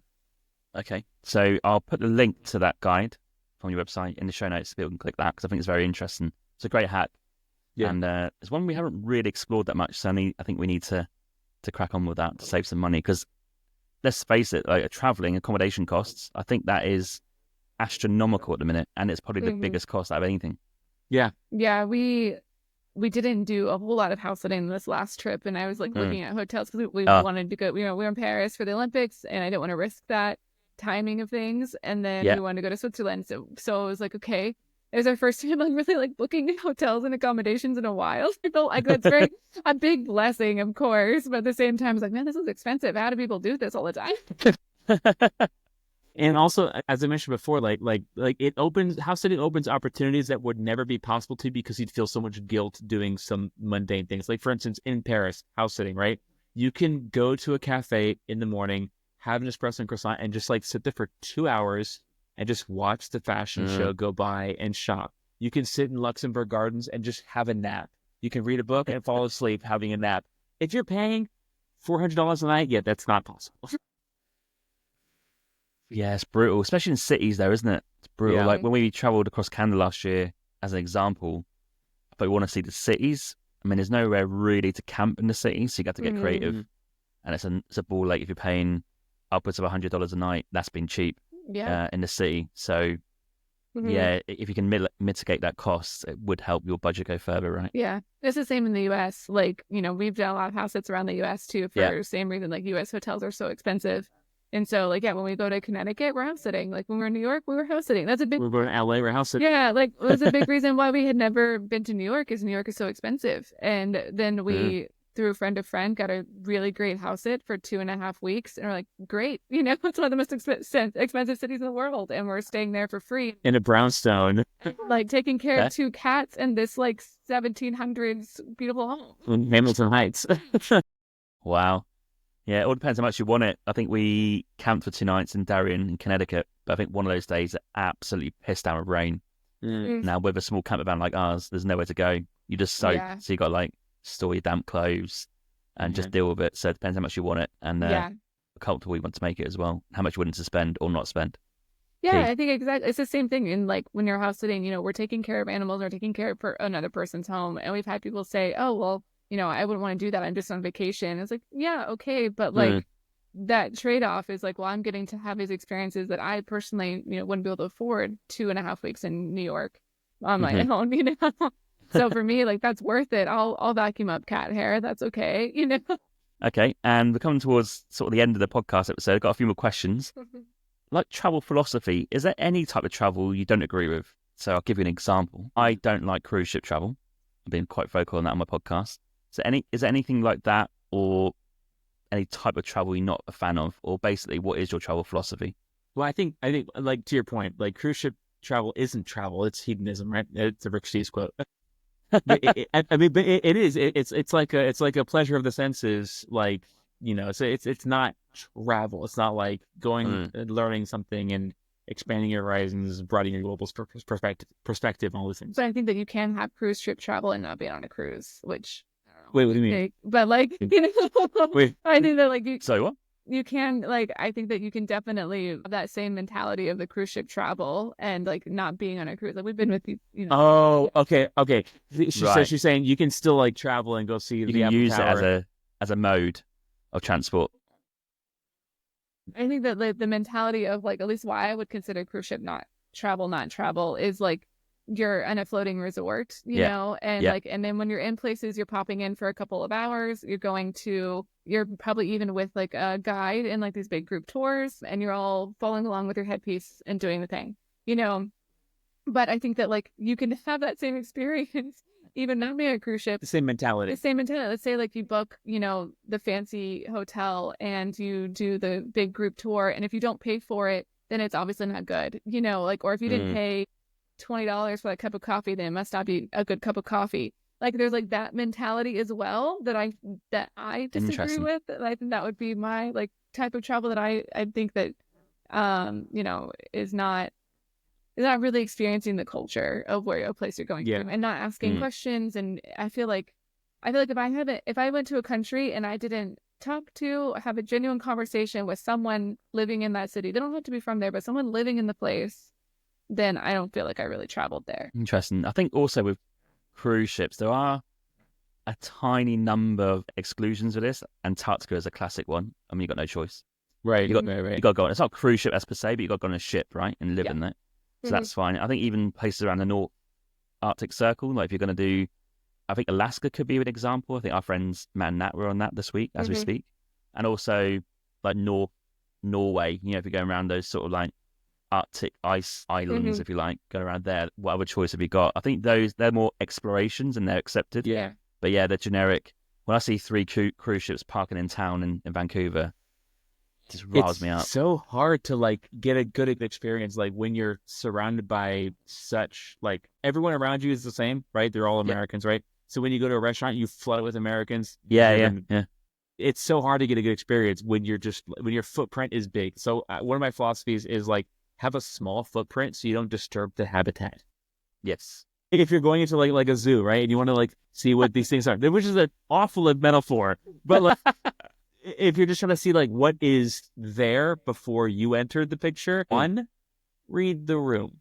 Americans don't read the room. If you're on a French train, listen, match the level. Yeah, I think that like we're coming fresh off being in Paris for the Olympics. Yeah, sure. And they're I can all, tell, there's a lot of stories for that.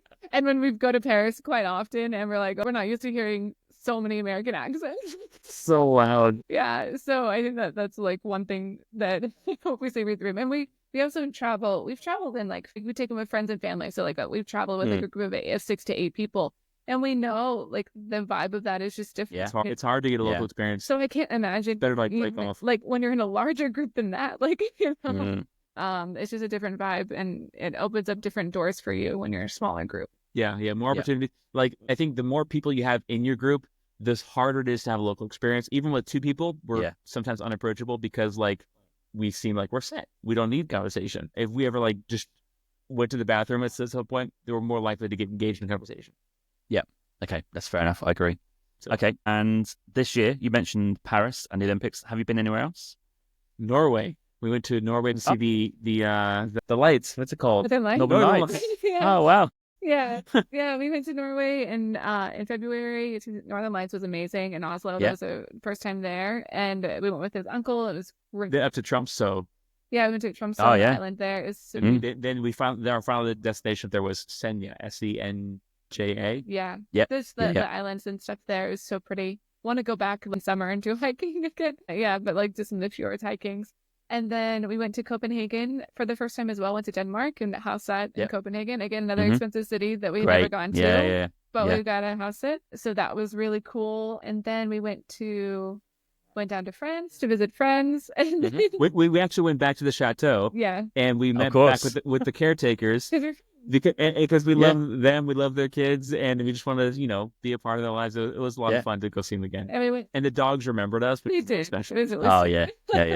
And then we went to Madrid, which we love Spain. I mentioned it's another one of those places that like we have a few days, we'll go down to Spain. And so we went to Madrid, and then where else have we been this year? Then I think the next biggest trip was then just like Paris Olympics. We went to Colmar and Alsace in Switzerland. And Colmar and Alsace is kind of like if you think of Beauty and the Beast Act 1, where like she's like, this provincial town. That's Alsace.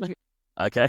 Yeah. And then Switzerland was it's just heavenly, unbelievable. It's an amazing beauty. place, but it's just expense does put you off a little bit, doesn't it? But yeah, if you can bypass that, you're in. Yeah, I think the hiking is free. Yes, true. The cable cars. Yeah. Cable cars. Yeah. It's still like $40 a piece. So we did the like one-way cable car hike back kind of situation. Okay. 10 miles back. Yeah. Brutal. Yeah. That's the us being cheap situation.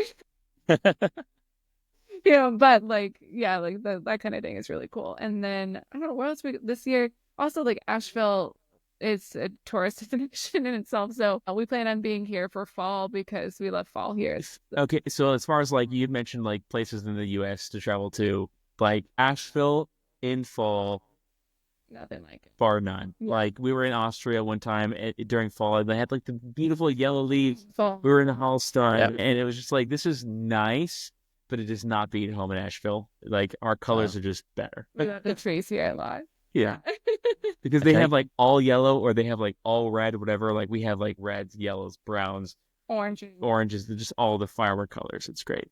Yeah. Okay. And what's coming up in the rest of the year, or going into 2025? Yeah, so any plans on the go? Anything booked in? The World's Fair in Japan, Osaka, Japan. They have Disney was inspired by the World's Fair. Carl Sagan was inspired by the World's Fair. Yeah. And I was like, what's coming up that's like a once in a lifetime thing that we can do? Like the Olympics is like, oh my God, the Olympics. It's like the whole world coming together for a thing. The World's Fair is like the whole world coming together for a thing. And I just want to experience that. So we're going to Osaka, Japan to go to the World's Fair.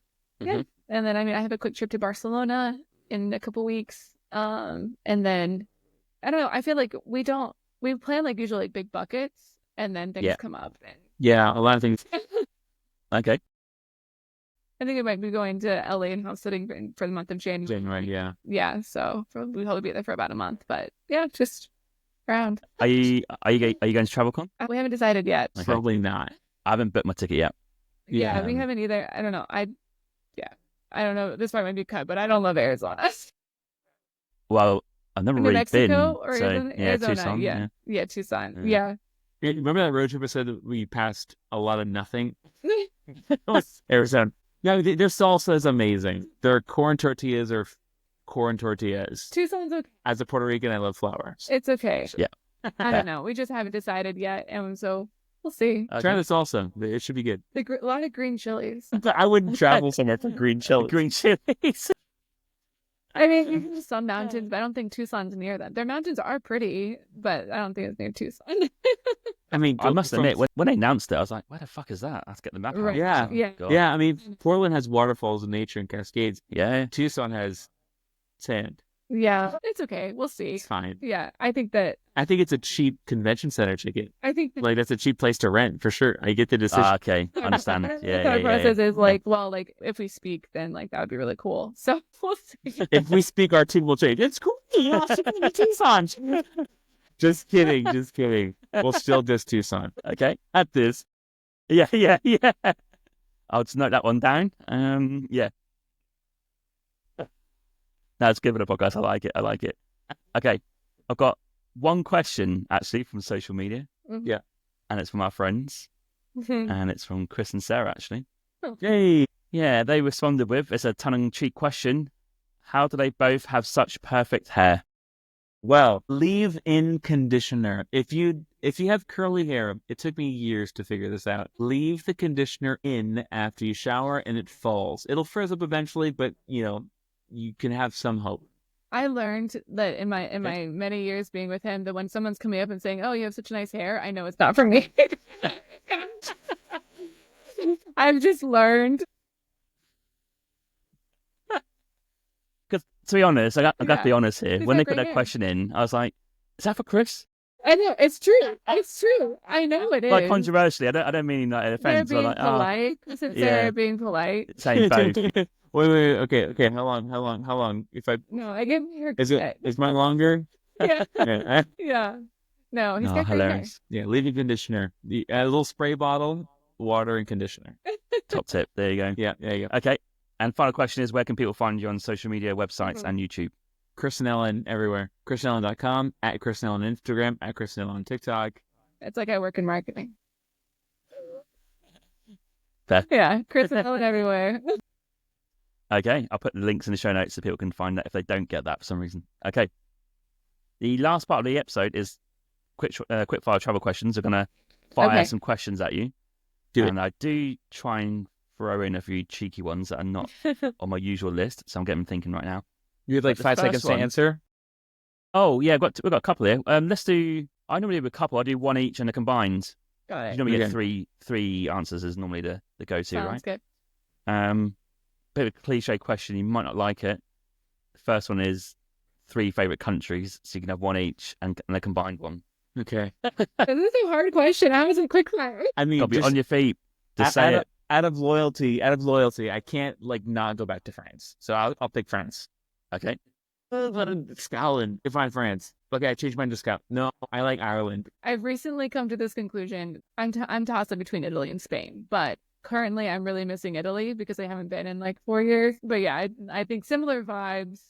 Okay, so I'll make sure that we go back to France. You make sure we go to Italy, and then together, Scotland. Scotland's got to be the answer. Scotland. But then there's Scotland. okay, fine. I choose Yeah, Scotland that's- over Ireland. Okay. I Yeah. yeah, I Scotland. like the food in Scotland more too. Okay. And one each here, because it might be difficult, of a Mhm. place you didn't like. that you traveled to? We might have the same place. Oh, I gotta think. Wait, go ahead. What's yours? I have. No, yeah, say two. Throw the shade. Okay, I'm probably gonna get so much hate for this, but I try to like Germany. I see you. I just don't, and I know that that's so bad. And Germany is like so varied and all the things. Like I like Christmas markets and I like Oktoberfest, but like What else is? multiple times, and I've tried to like it, and I'm not. They're really good at systems compared to France. Yes, that's like the opposite, right? But not really good at life. No, I don't know. I just. Is that controversial? That might have to come out. I don't know. As far as like We have friends that are German. Like I have friends that are German and sweet people. It's just that I found last time we were there for Oktoberfest, we were in Munich for a week, and we went to a couple of other towns. And at the end of it, I was like, I think I'm okay without going back to Germany. I've never said that about a country ever. Okay. Like normally, I'm like, I'd love to come back. That's your answer. Yeah, I kind of just feel like I'm okay. Yeah, I mean, what's the second place though? I'm intrigued by the second Luxembourg. place. Oh my God, Luxembourg! I like Luxembourg. I mean, to be honest, okay, we were house sitting there for 2 weeks. And it was raining the entire time. It was raining the whole time, and we spent most of our time. We went to like Trier, Germany. We went to Belgium. We just got out of Luxembourg. We tried to make it work. It's just the hub of money laundering, isn't it? You can cut that out. Yes. Yeah. No, we tried to make Luxembourg work. We were there for 2 weeks. It rained the whole time, and we just didn't find the thing. But we gave it a shot. We had the thing is we had a friend who went to Luxembourg. They're like, you go to Luxembourg. It's the best place ever. So we went. Then we realized never take advice from someone that was their first trip to Europe. We didn't realize. Right, okay. That was the only place they went. We're like, okay. Yeah. It had cobblestone streets and you were impressed. Got it. So, I don't know. Okay. Luxembourg didn't charm us. Yeah. That's a place we've only been that one time for 2 weeks. And it was raining the entire time and it was nearly winter. So, like, with a grain of salt. Yeah, not the same story. Right, okay. Let's get so much hate. I'm sorry, Germans. You're nice people. Oh, yeah. German-speaking population in Luxembourg. We had our honeymoon in Rotenburg up the Tower, which is on the romantic road. That was great. I would just choose other places. Also got sick there. Right, let's get back to quick fire. Okay. Are you sunrise or sunset? Sunset. Okay, that's too quick. Easy. Not a chance. We're not morning people. What about 3 cuisines that are your favorite? You can have one each and one combined. Creamy dishes, anything creamy. Mexican all the way, like authentic Mexican, any day of the week. Except the corn tortillas. Leave out the corn tortillas, flour. Mexicans don't like the corn tortillas. I need like a glass of water. So dry. So yeah, 3. So you said Italian. I say creamy French meals, like anything with like bechamel sauce or something white and creamy. Italian, give me a bacon carbonara any day of the week. Yeah, and then Mexican food. Okay. And if you could sit somewhere, anywhere in the world, with a cup of coffee and watch the world go by, where are you going to sit? Rouen-Tugoi. Yeah, Rouen-Tugoi. Rouen-Tugoi in Paris. That or like a cute pub in the Cotswolds. Oh, yeah? Just like an old like English beer, like super flat hand pull, little dog in the corner, shop dog. Really. I love like half timbered. Sorry. The people watching in Paris, like we've been there in all seasons, multiple times. Like if I just have a few hours in a day, that's where you'll find me, is a cafe in Rouen-Tugoi. Yeah, that's fair. Yeah, it's a fashion show. It's brilliant. Even this last time we went to Paris. Sorry, it's quick fire. I had to hurry. This last time in Paris, like we went to a bunch of places, and like Rouen-Tugoi was just like it's just magic. Like it's still fine. It's still fine in the second, but Rouen-Tugoi is just like. That's our spot. Mm-hmm. Okay. And tomorrow you go on an airplane and you're going to live somewhere for a year. Ooh. Where are you going to live? Ooh. We ask ourselves this question like and it can't every be day. France. Can't be France. I'm ruling France out. Every day we ask ourselves. Wait. Together or individually? Do I have to? Oh, no. If there's a separate answer, yeah. Have one each. Okay. I mean. I don't want to say my actual because then other people will go there. And I love it for its isolation. Sounds a bit of a mystery. I'll tell you after the podcast. Well, I guess if there's no visa requirements, this is for a year. No rules. Yeah, exactly. I haven't been to the South Island yet. If a place I've been before, and for a full year, you're full year, all season, all seasons. Because we also talked about where we'd want to spend each season. I would be curious about Paris, but I also know too much. I've ruled out France. That's right. Okay, good. Whew. Okay, Yeah. that's maybe the Cotswolds or somewhere near. Actually, forget it. Edinburgh. Locked in. There's so many bookstores and coffee shops. Like dream scenario. Okay, Yeah. for a year. I really love Sevilla. It gets blazing hot in the summer, but I really Okay. loved the city. I loved the city. I feel I love it, and I'm currently want to go visit Majorca a lot. I feel like I might like that as well. So I feel like maybe in Spain for a year. Okay. I Yeah. accept. Wait, what's yours? I'm curious about yours. Mine tomorrow. Yeah. God, you thrown a question on You me. also- Do you know what? The last interview threw a question on me as well. What's happening? Anywhere. I probably would pick. God, I can't believe this is quick fire as well. I'm not even doing it. See, it's still. No, I'm just gonna say Thailand. That's controversial, Nice. and that's Okay. that's obvious Yeah. You've not been there yet. because I miss it. I haven't been back for years, probably. Yeah. Right. Fair. Okay. Okay. About that. What was lost the train of thought now? The next one is the budget. If you, in your opinion, of all the places you've been to, where's the dollar gone the furthest? Tangier? Mexico, probably. Not Tangier? Tangier, we got like a full, like, giant breakfast that filled an entire table for like $6. Yeah, that's true. Morocco was really nice. I think that like hotels in Mexico and the places that we've been, like the hotels were still like a little pricey-ish, but like everything else was super cheap, Morocco was still really good. We've also, most of the places we've been have been Europe, so the dollar doesn't go very far. True. Yeah. I would say Tangier because like a fresh juice drink, fresh banana, pineapple, mango drink for like 60 cents. Yeah.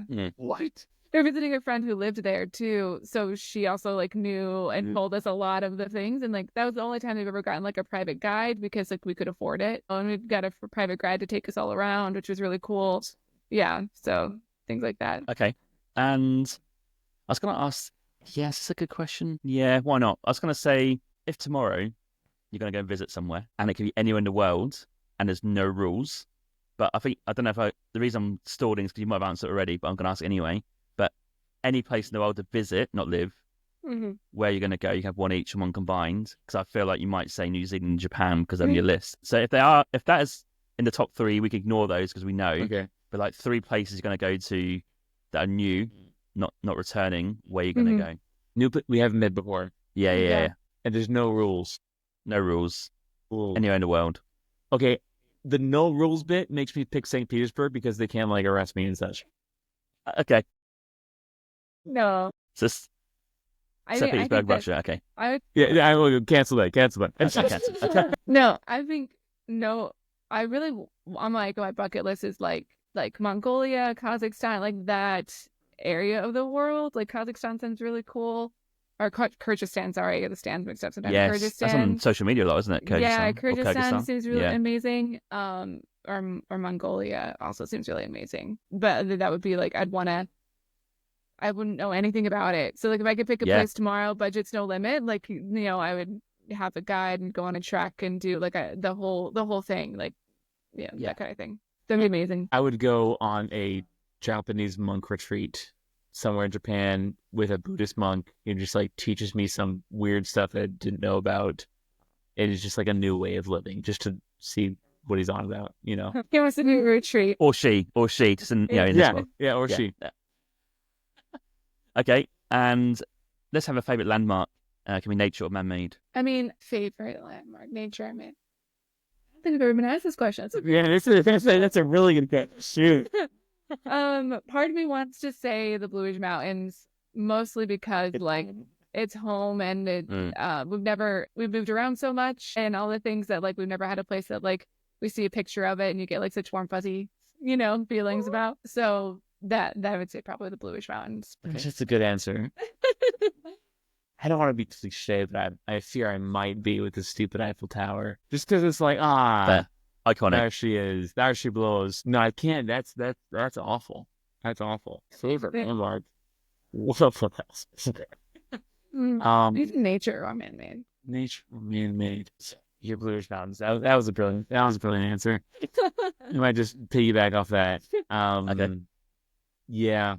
Yeah, nothing clever that's going to be compelling for your audience. I mean, mostly because like I was thinking about how we were just in Switzerland and we were looking at the Swiss mountains and we had a friend, or the Swiss Alps, and we had a friend here and they sent us a picture. They were hiking in the Blue Ridge Mountains and I felt like so nice about it. And I was like, I'm literally staring at the Alps, you know? Yeah.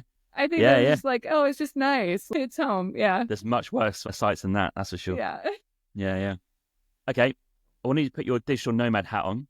Mhm. If you're going to pick somewhere to be a digital nomad for a month or two and work, work and live, not necessarily just travel, it's work and live, where are you going to pick? Oh man. Okay. We've done that quite a few times, Yeah. you know, where we're working and living for a month, I mean, but it's just 1 month.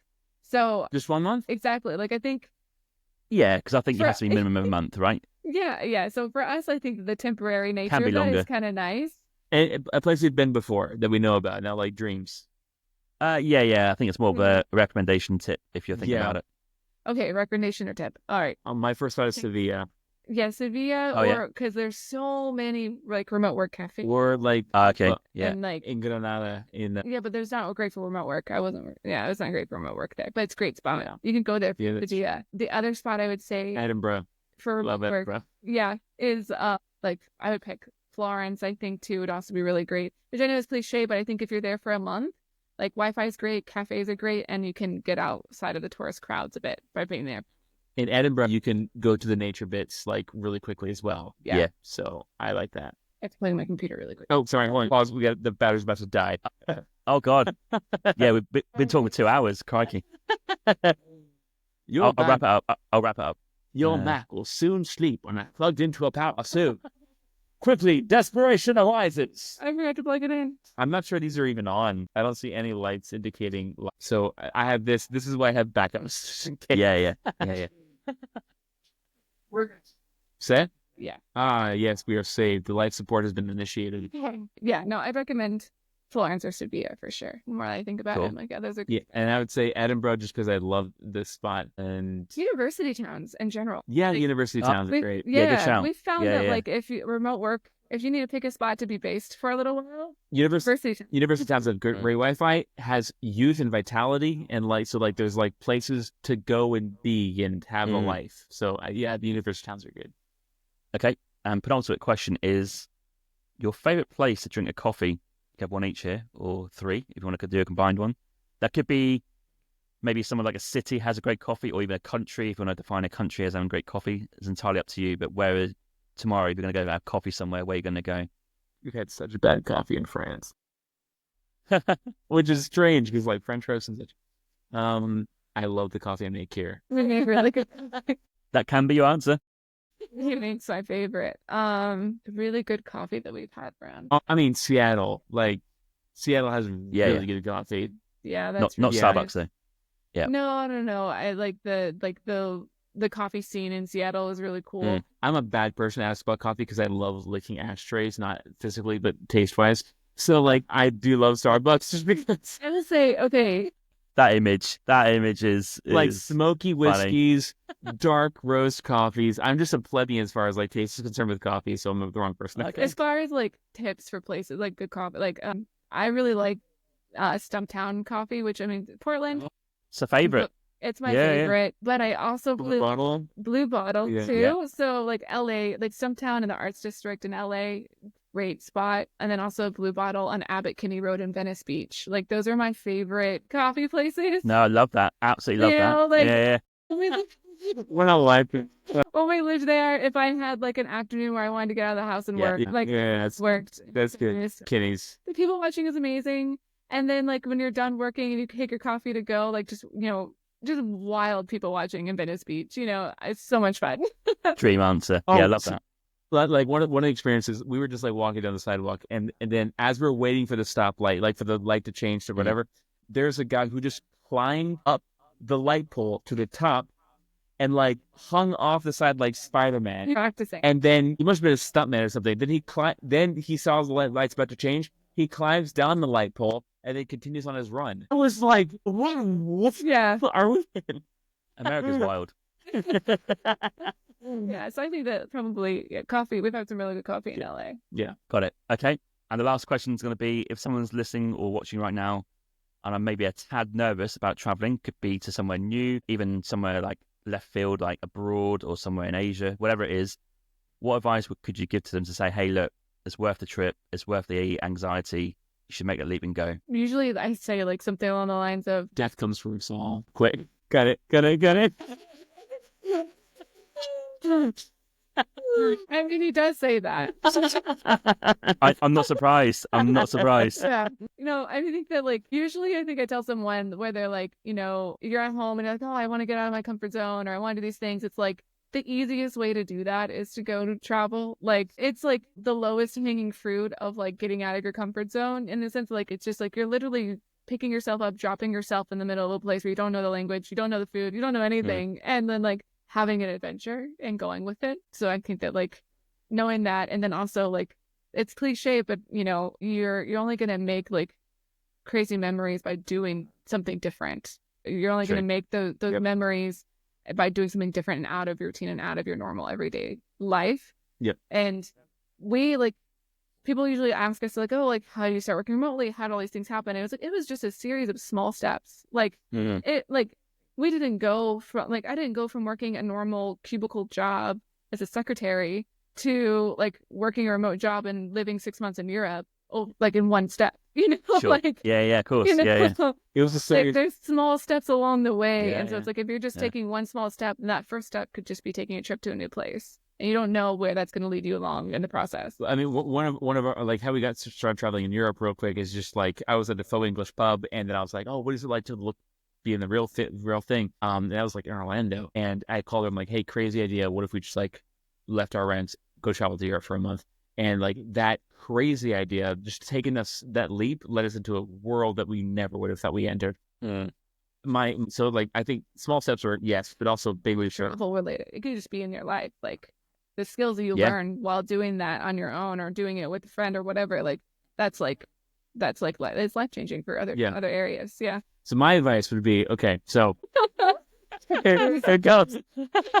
So, all right, we haven't found the key to eternal youth yet, right? We've looked for it. Good one, actually. So the only way we can live longer on this planet is through perception. And perception only becomes elongated when we have more little lily pads of members, different members. When you're in a rut, when you're in your daily routine, time flies by. It only flies by if you're in a rut. It only flies by when you're in a routine that's the same day. If you live the same day every single day, your life will fly by. The only way your life doesn't fly by if you do something new. If you like change your or like stimulate your mental plasticity. If you put yourself in a situation where you need to like change your mind or like adapt to something.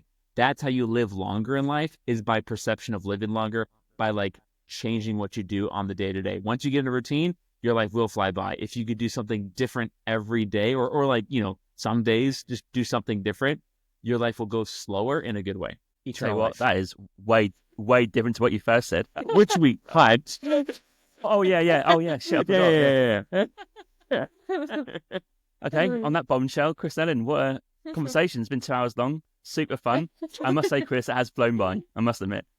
Well then.